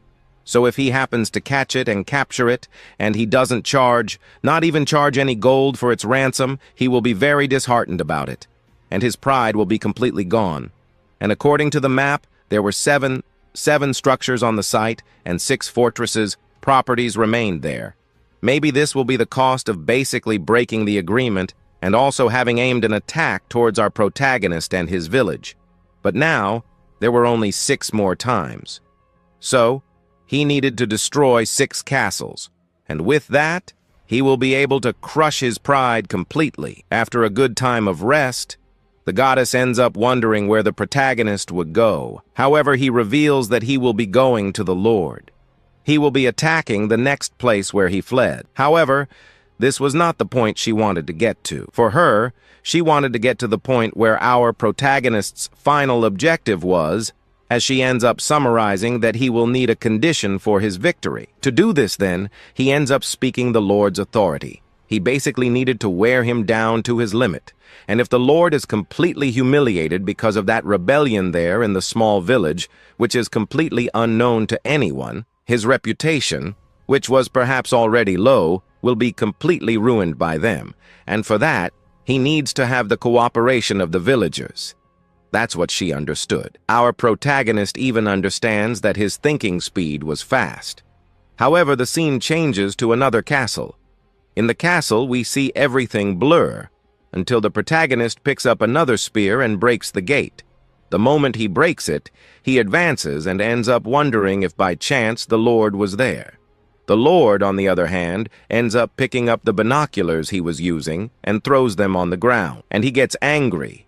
He was just one person. At one point here, he thought he was killing him. However, he ends up thinking of another way, which is to drag his protagonist here with him, since he will do all of this. He will be personally killing him. his servant ends up ignoring his words a little. However, this irritates him a lot. Angry now, he thinks to himself that the guards here are totally strong and there are at least 300 of them. 300 guards out there. Maybe this is different from before. But back to the fight. We see the guards advancing, but the protagonist quickly manages to knock each one of them down. But the guards still persisted in wanting to knock the protagonist down. But one by one, they were knocked down. Realizing that his guards were not enough, he thinks of a way to escape. They need to run to the next castle. So before he can run, he points towards two of his butlers. He points there, asking them to ambush the protagonist, beg or do anything, just delay him a little longer. Knowing this then, he ends up thinking of a winning strategy. A strategy to beat the protagonist. With that, he will easily beat him. He then starts until he calls him a fool in his mind. Smiling, he ends up being surprised by his guards who were there and by his butlers, who end up asking him to look ahead. Looking ahead, he realizes that the village were there, surrounding him, and he realizes that he fell into an ambush, and now he's been captured. On the ground, all tied up, we see our protagonist only later saying that it was good to meet him again. This time, then, our protagonist approaches his villagers and wonders what they're doing this time. He gets irritated and wonders why he was leaving all that responsibility on the villagers. He wonders why not. After all, it wasn't him who captured the Lord, it was the villagers themselves. Besides, there was nothing else that could be done. However, he ends up thinking in his mind that he wasn't joking. Besides, he won't be letting these villagers make their choice about what will happen to this lord. So he says that he decides everything, and if that's really his rush, there's nothing else he can do. He was easy to capture, and it's absurd to be captured so easily again, which means that this would perhaps lose its value. Then he turns to the villagers and wonders what they thought of this. He winked at that villager, and after he blinked, he ends up thinking of a plan. And only then, he goes ahead and comments there that he won't be leaving Get Out of Here so easily. He then wonders what he was trying to do, but it doesn't matter. For this, the prey was very easy to capture. So, like that, he lets it escape. Escaping, he ends up disappearing there in the background. And only after, he turns to the villagers and ends up saying that it was bad. He ended up letting it escape. But they understand that it was easy to capture him. So, he doesn't need to worry. And to tell the truth, the villagers were basically happy with the humiliation he was inflicting on that lord. But now, they could be advancing again to be able to capture the lord again. So, he ends up wondering how far this lord will be able to go. So then, they end up retreating and advances the next day to the house there in the other mansion and captures him. After that, he captures him, he releases him, and only after he releases him, he gets angry. But after a long time later, he invades another castle and ends up finding him. After meeting him here and then there, and letting him go, he is completely exhausted at the end of the day. And at the end of the day, he was so devalued that the protagonist doesn't even want to play with this lord anymore. But, tired of humiliating the lord like this, our video today is almost over. But it hasn't come yet, because the protagonist is still going to have to humiliate this guy more and more. He even ends up proposing to pay him an extra 1 million so that he would stop, basically, humiliating him like this. And after being captured 1, 2, or 3 times by our protagonist, he ends up being captured for good. And this time, when he is captured, he says he can escape whenever he wants. However, our hero insists that he was too persistent in wanting to escape from our protagonist. In this situation, even the goddess appears and thinks that this guy was too terrible, even after being captured so many times. He still hasn't given up. However, our tired hero has already said he understands everything, and for today, he will go. And for today, he will be taking a break and will be collecting a ransom there so that he can escape. 1 million cells. The same one who until now was sad becomes happy. For him, this will be the perfect amount for him to pay, since for him it was nothing. However, there is a condition, that is, so that he can annul the village contract. And his face ends up kind of answering everything. He doesn't understand almost anything. And for that, he ends up explaining that the village has just declared its independence against him. So, as for why, they don't even need to basically declare independence, and there's no need to explain why they're doing this.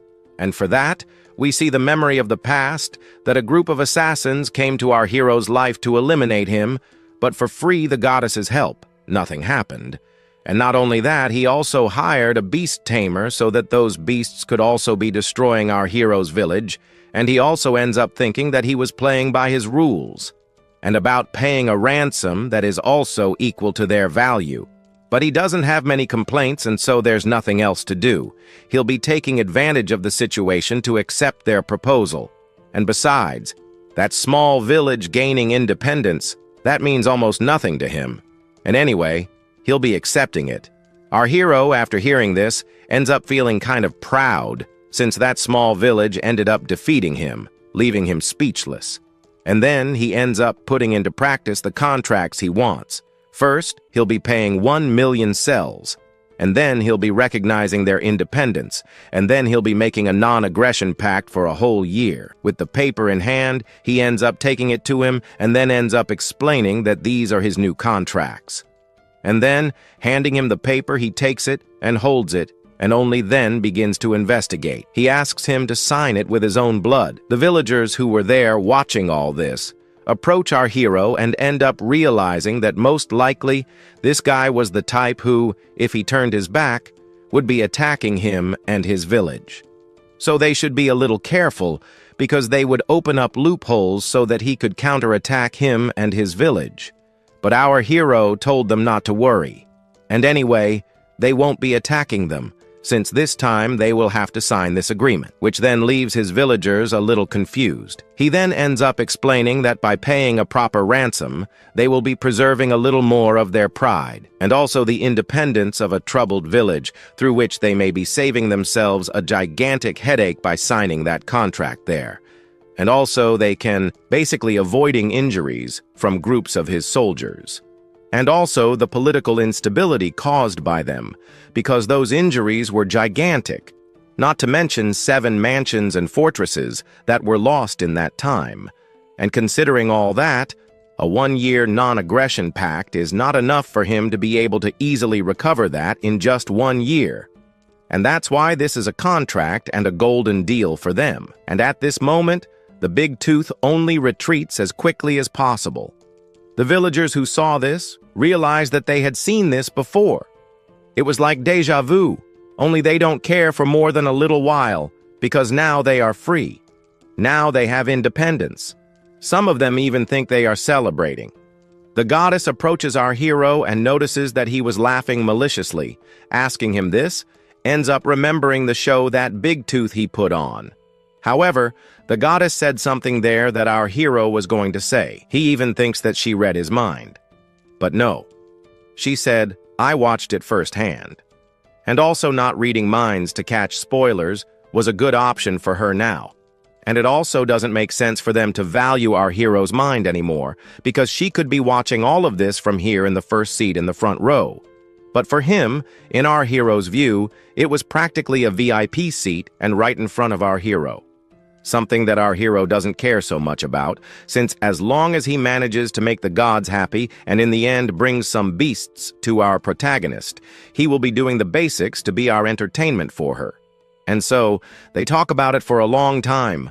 But our time passes, and a few days later, we find someone telling Lord Stackamore to do a good job, since he has now, at this moment, become the leader of this village. Our hero, on the other hand, says he will do his best. And so, he says goodbye to his villagers. Then, the goddess appears again by his side. Saying goodbye to the third group that has been with our protagonist so far, he is happy, because the news about the Lord's failure to overthrow our hero as Lord of the village has spread to a good part of the neighboring villages. At first, he expected that it would at least spread a little slowly, but it was happening faster than he had imagined. The goddess appears, and ends up saying that the connections they made helped a lot in this. That was true. The explanations themselves were a little vague, but he comments that the nearby villages are connected by some magical contracts as well. And that previous chief ended up signing this contract, and this contract seemed to have some kind of magical effect. And if he knew anything, it is that this contract should be obeyed in a very obedient way. That is what he heard, since in the first place, the lord of this place was weak as a ruler. And also he also does not doubt. He also does not doubt that someone really so loyal to that disgusting lord exists. And now that the lord's influence is waning, the lord's supporters will probably want to suck up to the next ruler, who has gigantic potential, an influential figure or someone closer to him or her. But it seems that the lord has not seemed to grasp the gravity of the situation he is in, and it seems that when he realizes this, it will already be too late, and the expression he will be making will be priceless, something that our protagonist then understands. And he even ends up wondering why she doesn't go there and see for herself, since she has the power to do so. But she, and he too, comment that this was also true, but compared to him, that man's life is not that significant to her, since not even popcorn in hand and a TV right next to it wouldn't make her stay stuck watching that. And also, in any case, the incident will make the story a little more interesting. And he was anxious to see what will happen in the future. But then a villager from his village appears and calls for him. Calling him in such a hurry, our protagonist just gets closer and starts to wonder what was happening. Why all this euphoria? Then he comments that what he wanted to say was an emergency. As soon as he talks about an emergency, he even thinks it was that buck-toothed lord again. But no, he ends up commenting that a certain chief from Light Village was here, which leaves our protagonist a little surprised. Instead of sending a messenger, the village chief himself came in person. So then, he ends up wondering why the village chief came here in person. To this end, the villager who came to our protagonist ends up explaining that the village chief came here in person to offer his own daughter as a bride to our protagonist, leaving our hero completely alarmed. He doesn't believe it. Even the goddess who was there listening to this starts to laugh. Things that were going in a boring direction start to get more interesting. However, our scene changes to another location. And here, our hero approaches another lord from another village. After waiting a little, he thanks him for waiting there. So he approaches and introduces himself as Sakamore. As soon as he recognizes our protagonist, he ends up introducing himself as Lord. And then, he also ends up introducing his daughter, whose codename was Mina. After introducing her, the Lord ends up asking her to introduce herself to our hero. She ends up saying that it's good to meet our protagonist. The Lord, realizing that she wasn't very polite, just asks her to be a little more polite. However, our hero ends up realizing that this was that kind of political marriage, and its purpose was to strengthen their own bonds. The goddess, who was just observing all this, realizes that the girl herself was beautiful. However, part of it seems that she wasn't that excited about this thing. And also, judging by her own attitude, she was probably that spoiled daughter of the village chief, and now she was sent with the purpose of getting married. And it's very likely that she would be quite unhappy with this. Our hero, of course, realizes this right away. Although she is sulking in herself, he realizes that she was a cute girl. And also, if nothing had happened, she would basically be living her life with the sole purpose of being instructed to get married to some village chiefs out there. After a while, our protagonist stares at her for a while. Staring, he thinks about some things. But our scene changes to a house. Inside the house, they start talking about how the alliance he wanted to make there was to strengthen his own territory. After saying this, the Lord ends up asking him to humbly accept his proposal so that he could marry her. In this situation, after saying this, we see the goddess laughing at our protagonist. However, we see that our hero proposed to have some tea first, and this tea was brought to him by that merchant. However, after observing the whole situation that was happening, Mina ends up opening her mouth, saying that she doesn't want to have this tea. No, this tea is bitter. After saying this, the Lord asks her to calm down a little. Then he ends up changing the subject. He turns to him and comments that he was an incredible person. He even managed to defeat the boss. However, after meeting our protagonist in person, she ends up commenting that he was too skinny, and the difference compared to other men was huge. And for her, even more impressive, the merchant Kimon is more impressive than our hero. He ends up apologizing for what she says. Our hero, only then, hearing this, says that he was fine. He doesn't care about it. And if he really is going to keep smiling, it gives a very bad impression of him. And she also starts to wonder if it was really him who expelled the Lord from this territory. Saying this, the Lord asks her to calm down even more. However, she continues to explain a few more things there, that her own territory was much bigger than his. The villager who listened to all this then ends up saying that it is so much bigger than why she was here. Of course that was true. Our hero, who was just there listening to all this, ends up understanding that she meant that she is sure that he was not good enough for her. And if he really wasn't enough, our goddess by his side appears, giving him a great hint. She despises our protagonist. But why doesn't our protagonist show her his true strength? And since she doesn't think they're a good match, the two of them will only need to do one simple thing. This was just to prove her wrong. Sakamore realizes the girl is implying he isn't good enough for her, making him sweat nervously. The goddess whispers to him, suggesting that all he has to do is prove his worth to the young woman. She grins mischievously, adding that if the girl thinks they are not a match, they will simply have to prove her wrong. He panics and tries to stop the goddess, insisting they should calmly organize the alliance terms first.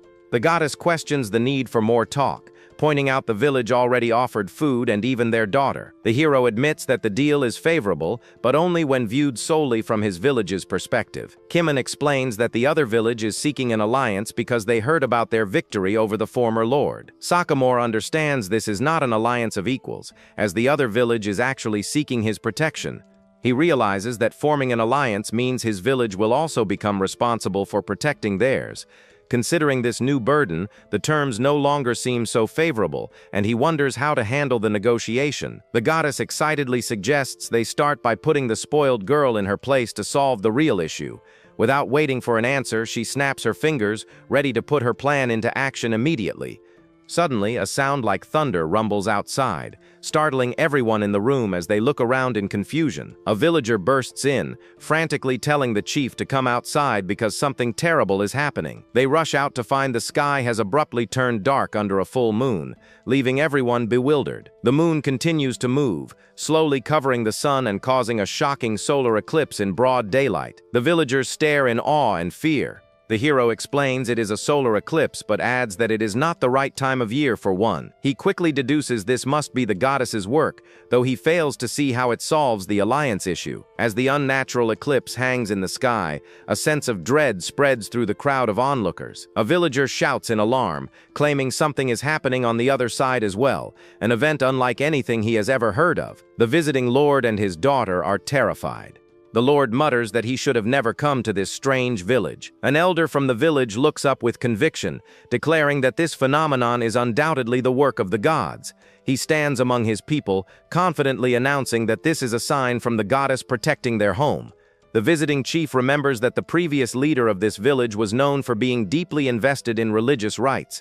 A villager adds that the former chief even claimed he could see the goddess himself when they first built her statue. At that moment, the goddess appears before the hero, cheerfully telling him to leave the finishing touches to her. Her sudden appearance and confident words leave the young chief completely stunned and speechless once again. Suddenly, someone in the crowd points to a bright glow in the distance, identifying its location as the goddess statue. The wooden statue of the goddess begins to radiate a brilliant, divine light, bathing its surroundings in a golden hue. The entire group, including the visitors, stares in disbelief, while a villager asks the chief what is happening. The goddess's voice rings in the hero's mind, telling him his true strength lies in his ability to speak with the divine. She continues, explaining there is one thing only he can do, which is to act as her messenger. Realizing her plan, Sakamore smiles and confidently announces to the crowd that he has received a message from the gods. He turns to the visitors, his voice echoing with authority, and declares that the gods are not pleased. The hero's words are directed at the chief's daughter, whose arrogant attitude suggested she was above a chief who connects with the gods. Terrified, the girl and her father ask what they should do, so Sakamore suggests they reconsider the terms of their alliance. The glowing statue speaks, demanding to see their sincerity and proof that their village is worthy of protection. The visiting chief, completely intimidated, stammers that he understands and promises they will do as he says. Sakamori then tells them that the gods have spoken and now ask for patience while they deliberate their fate. As he finishes speaking, the brilliant light from the statue fades, and the divine presence seems to retreat. The unnatural eclipse ends, and the sun shines brightly in the sky once more, returning normalcy to the day. The young chief smiles at the visitors, telling them it seems the gods have granted them some time. The once arrogant girl now looks flustered and humbled by the display of divine power she just witnessed. Her father bows low, promising to revise the alliance terms and begging Sakamori to convey their sincerity to the gods. After they leave, the goddess remarks that it went well, and the hero agrees that managing things is easy with such a setup.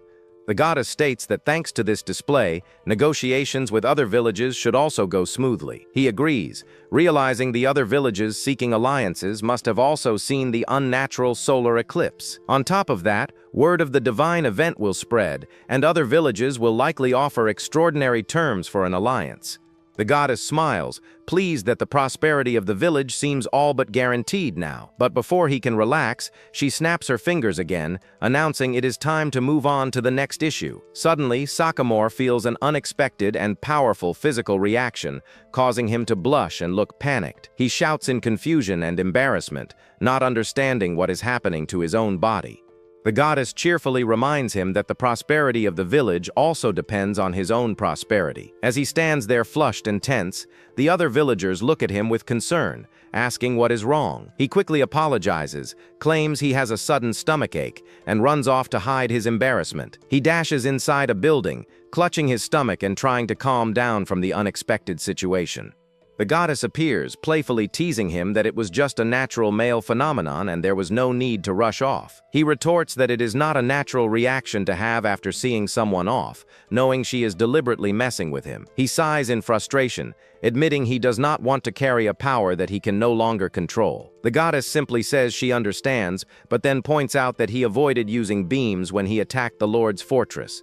Instead, he opted for spears and hand-to-hand combat, because the purpose of that fight was different from a simple display of power. He tells the goddess that while having strong power is good, it would be better if she could give him something easier to control. The goddess crosses her arms, understanding what he is saying but firmly refusing his request without hesitation.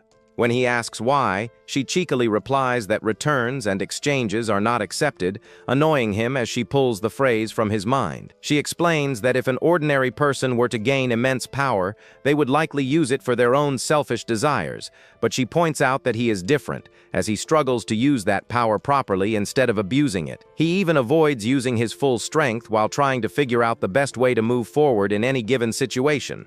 She smiles warmly, admitting that his cautious and responsible nature is precisely why she has recently come to like him. Her sudden and sincere compliment leaves the young chief blushing and completely taken by surprise. She then asks if his approach could be called a self-imposed challenge, once again borrowing a phrase directly from his thoughts. He sighs in resignation, lamenting that there are no returns or exchanges on the power he has been given. The goddess cheerfully confirms his conclusion, leaving him to accept his unique circumstances. He decides he will just have to keep experimenting and innovating to learn how to use his powerful ability. He adds that he will do so since she seems to enjoy watching his struggle, and she enthusiastically agrees. The scene then transitions to a peaceful view of the village, suggesting the conversation has ended for now.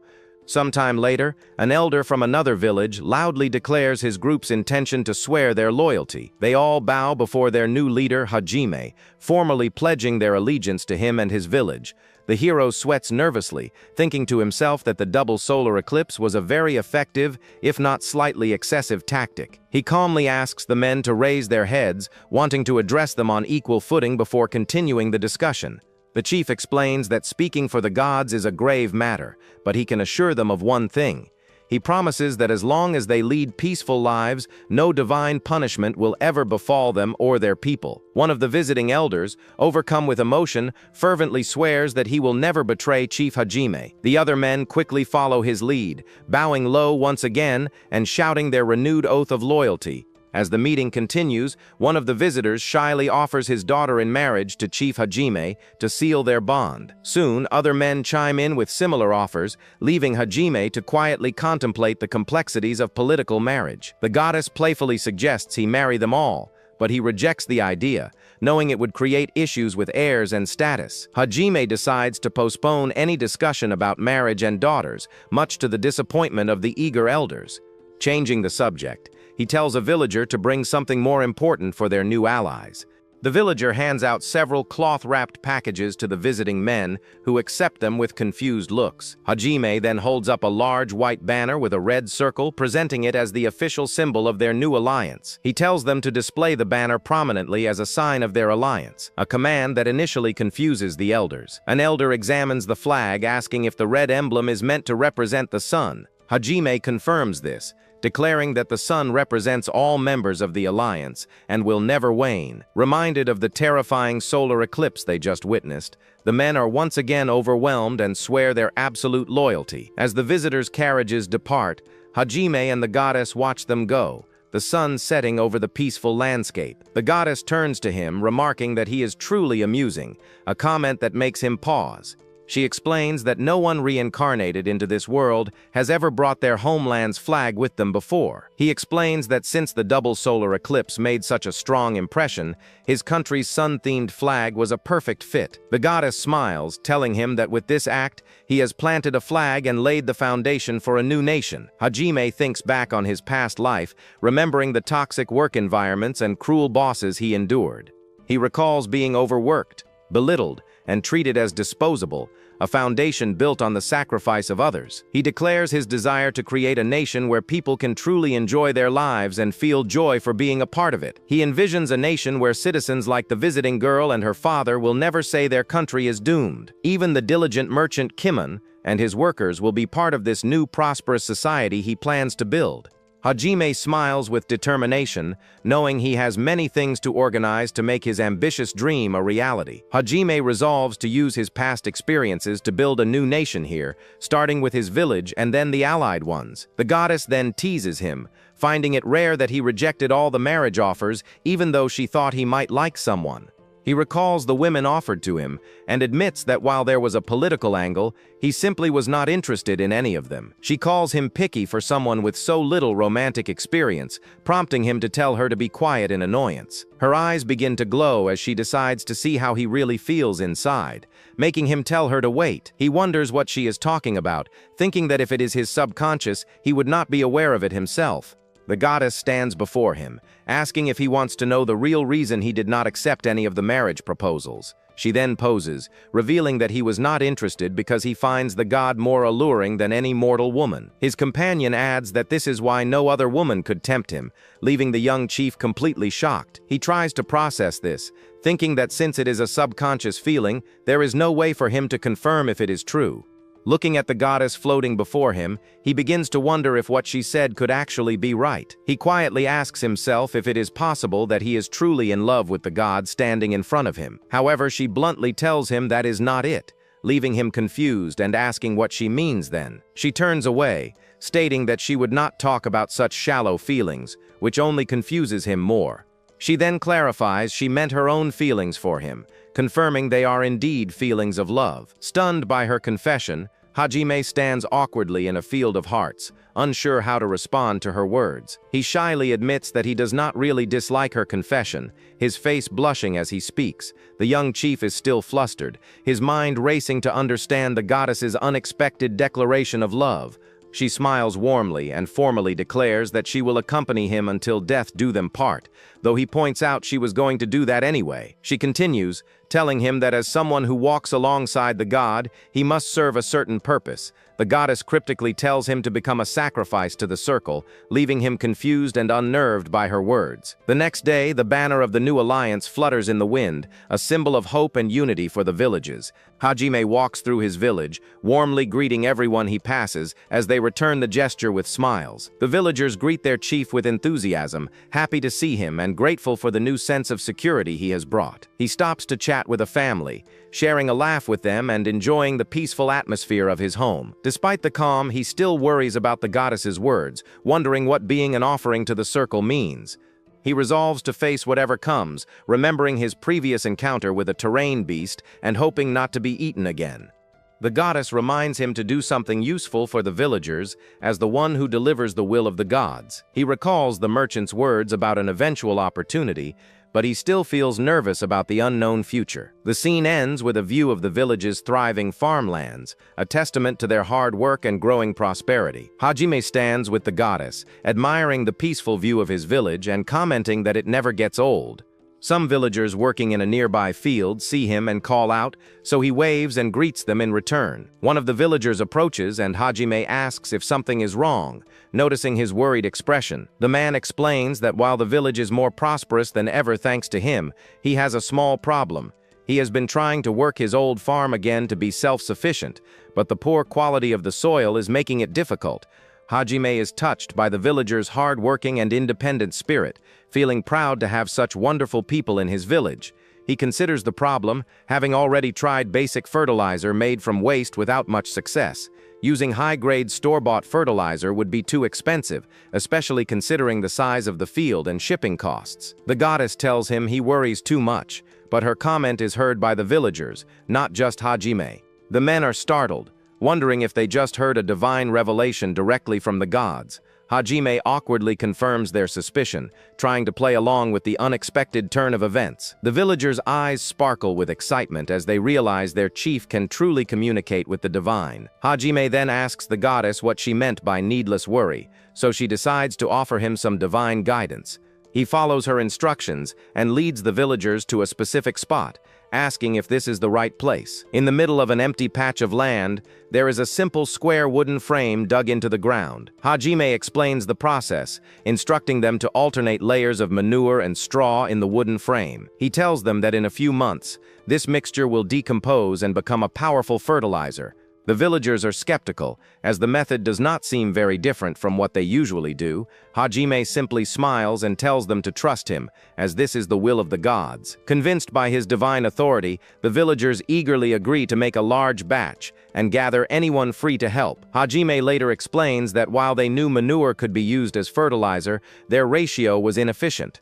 The goddess thinks he is the village's guardian deity for lending them such divine knowledge, but he tells her she is wrong. He clarifies that the knowledge came from an old memory of a video he half-watched while dozing off on a train. The goddess then teases him by revealing his subconscious thoughts about women, making him cover his face in embarrassment. She calmly tells him that wanting to mark one's mate is only natural and a sign of being wise.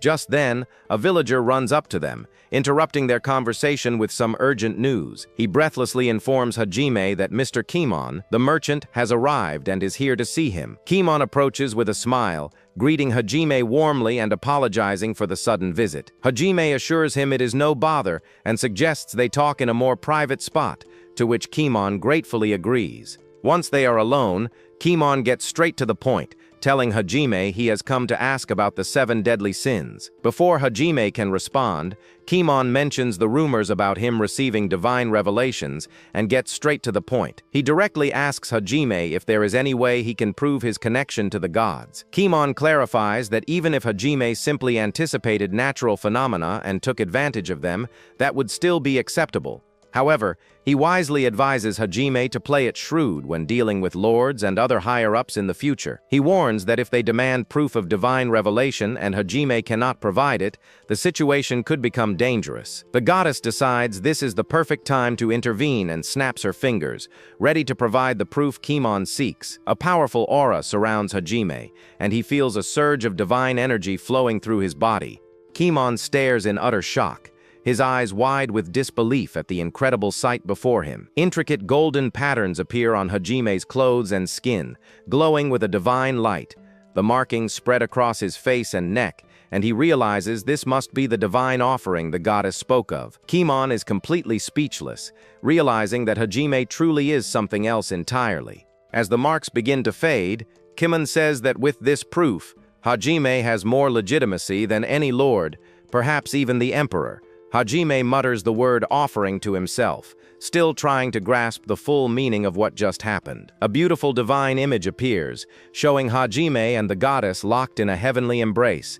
The goddess smiles and explains that the marks are a divine symbol, identifying him as her chosen partner. Several decades later, an older Hajime walks with the goddess through a dense forest, complaining that he can't find what he's looking for. The goddess jokingly suggests that perhaps what he's looking for has been buried too deep over the years. He dismisses her suggestion, and she asks him what makes him so sure she's wrong. He explains that he knows she's enjoying the situation, because if he were truly being deceived, she would seem much more bored. Now 45, Sakimori Hajime confidently tells him that, instead, she seems eager to see how he will act. He adds that she doesn't need to read people, as her emotions are always clearly visible on her face, which is her only weakness. He smiles, realizing that this makes him the only man who knows the goddess's weakness, even though she holds his life in her hands. Suddenly, the ground begins to shake violently, taking them both completely by surprise. Hajime initially thinks it's an earthquake, but soon realizes something else is causing the tremors. A monstrous, worm-like creature with a massive jaw bursts from the ground and flies toward them. The creature's body glows with a menacing red energy as it prepares to attack its unsuspecting targets. Hajime braces himself for the fight, getting into a ready stance as the massive beast approaches them. As the monster crashes back to the ground, it creates a powerful shockwave, and Hajime finally understands what it is. He looks at the enormous lizard-like creature, awed by its immense size and powerful presence. Knowing that the locals are having trouble with this beast, he prepares to fight, readying to use his unique abilities. The divine markings appear once again on his face as he tells the creature that it will have to go. He summons several magic circles around himself, channeling an immense amount of divine power for his next attack. A massive beam of pure energy erupts from his body, striking the giant beast with devastating force. The beam completely destroys the creature, leaving only a trail of destruction in its wake. Hajime looks at the scorched path, satisfied with the result and the demonstration of his incredible power. Sometime later, he arrives at a large city with a castle overlooking the houses, the next step in his plan. The townspeople go about their daily lives, oblivious to the momentous changes about to occur. The Japanese flag now flies over the town, a clear symbol of their new loyalty and protection. Hajime addresses the town lord, declaring that the territory is now part of Nippon and under the goddess's protection. The lord thanks him profusely, grateful for being added to Hajime's nation and for having the forest lord defeated. Hajime then tells the lord that there is one more thing he must do before the transition is complete. He activates his divine markings once more, his face glowing with a holy light as he prepares to give his next command. The town lord looks on in awe, recognizing the markings as a sign of a true blessing from the gods.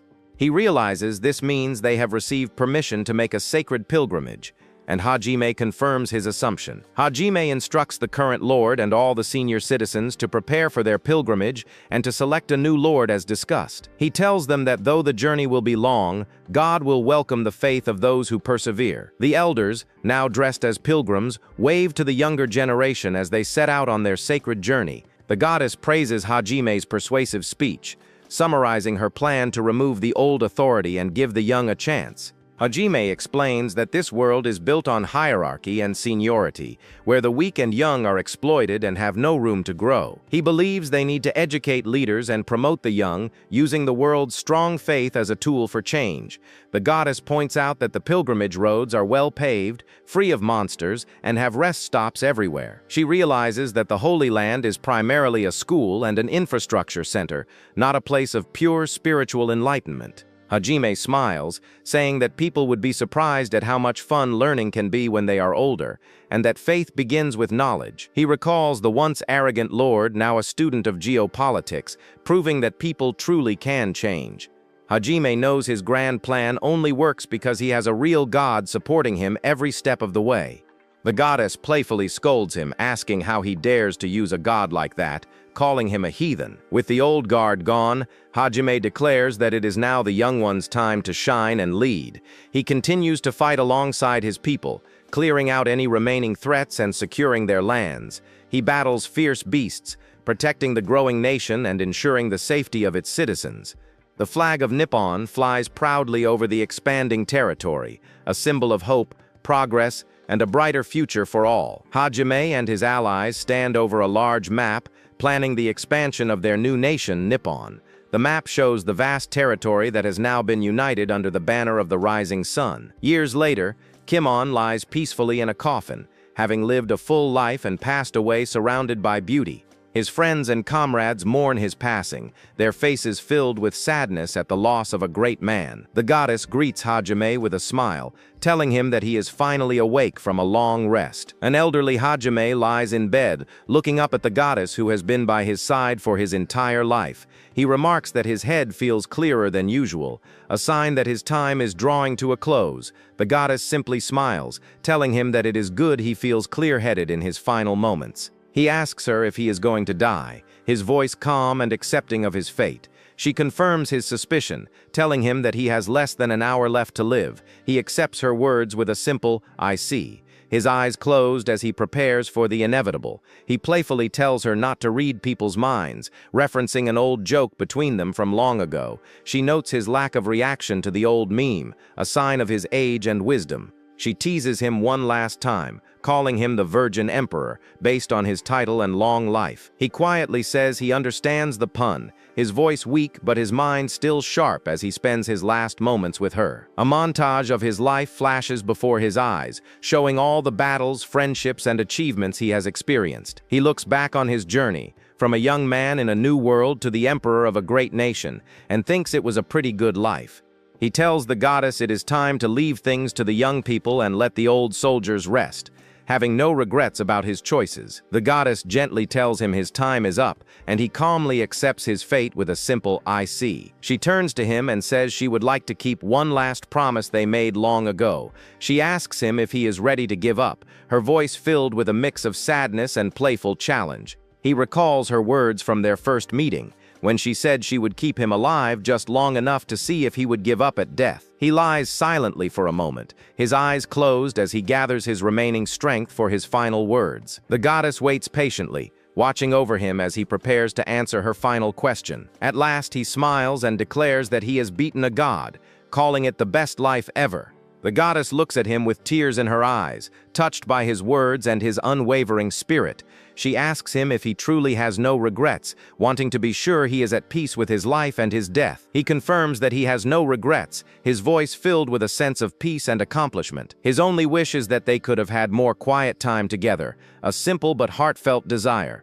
That is his only regret as his vision fades to black, his long and incredible journey finally coming to an end. The goddess's voice echoes in the darkness, playfully calling him rude for having regrets after beating a god. Hajime's consciousness stirs, a flicker of awareness returning to him in the void. He sees the goddess reaching out to him, her image coming into focus as he slowly regains his senses. He sits up abruptly, completely shocked to find himself alive and back in his own bed. He leaps out of bed and rushes to a mirror, trying to understand what has just happened to him. He stares at his reflection in disbelief, realizing he is young again and back to the beginning of his journey. The goddess explains that a god losing to a human is disgraceful, but forcing him to give up would also be her loss. She looks at him with a mischievous glint in her eyes, wondering if he understands what she is implying. With a wide grin, she declares that they are going into extra innings, a second chance for him to live his life. Hajime is completely stunned, shouting in disbelief at the prospect of going through everything all over again.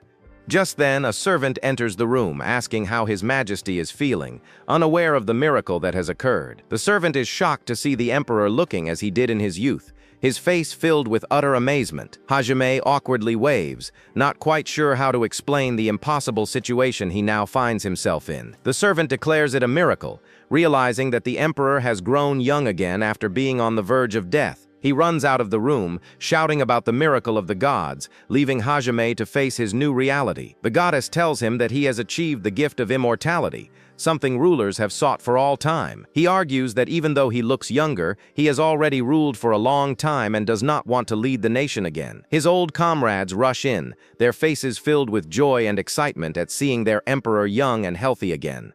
One of them exclaims that Hajime looks just like he did when they first met, and he is happy to keep learning from him. Another friend, though remembering some hard times, acknowledges that Hajime helped the land flourish and vows to see this through with him. The third friend is overcome with emotion, thrilled at the chance to serve at his side once more. Hajime tries to refuse, saying they have all retired, but they insist on serving as his retired advisors, pointing out his massive public support. The goddess pats him on the back, a comforting gesture as he faces the overwhelming reality of his new situation. She winks and cheerfully tells him to do his best in his extra innings, calling him Grandpa with a playful smile. He grits his teeth, his face a mix of frustration and determination as he accepts his new, unexpected fate. Overwhelmed by the turn of events, he can only think that his country is so done for,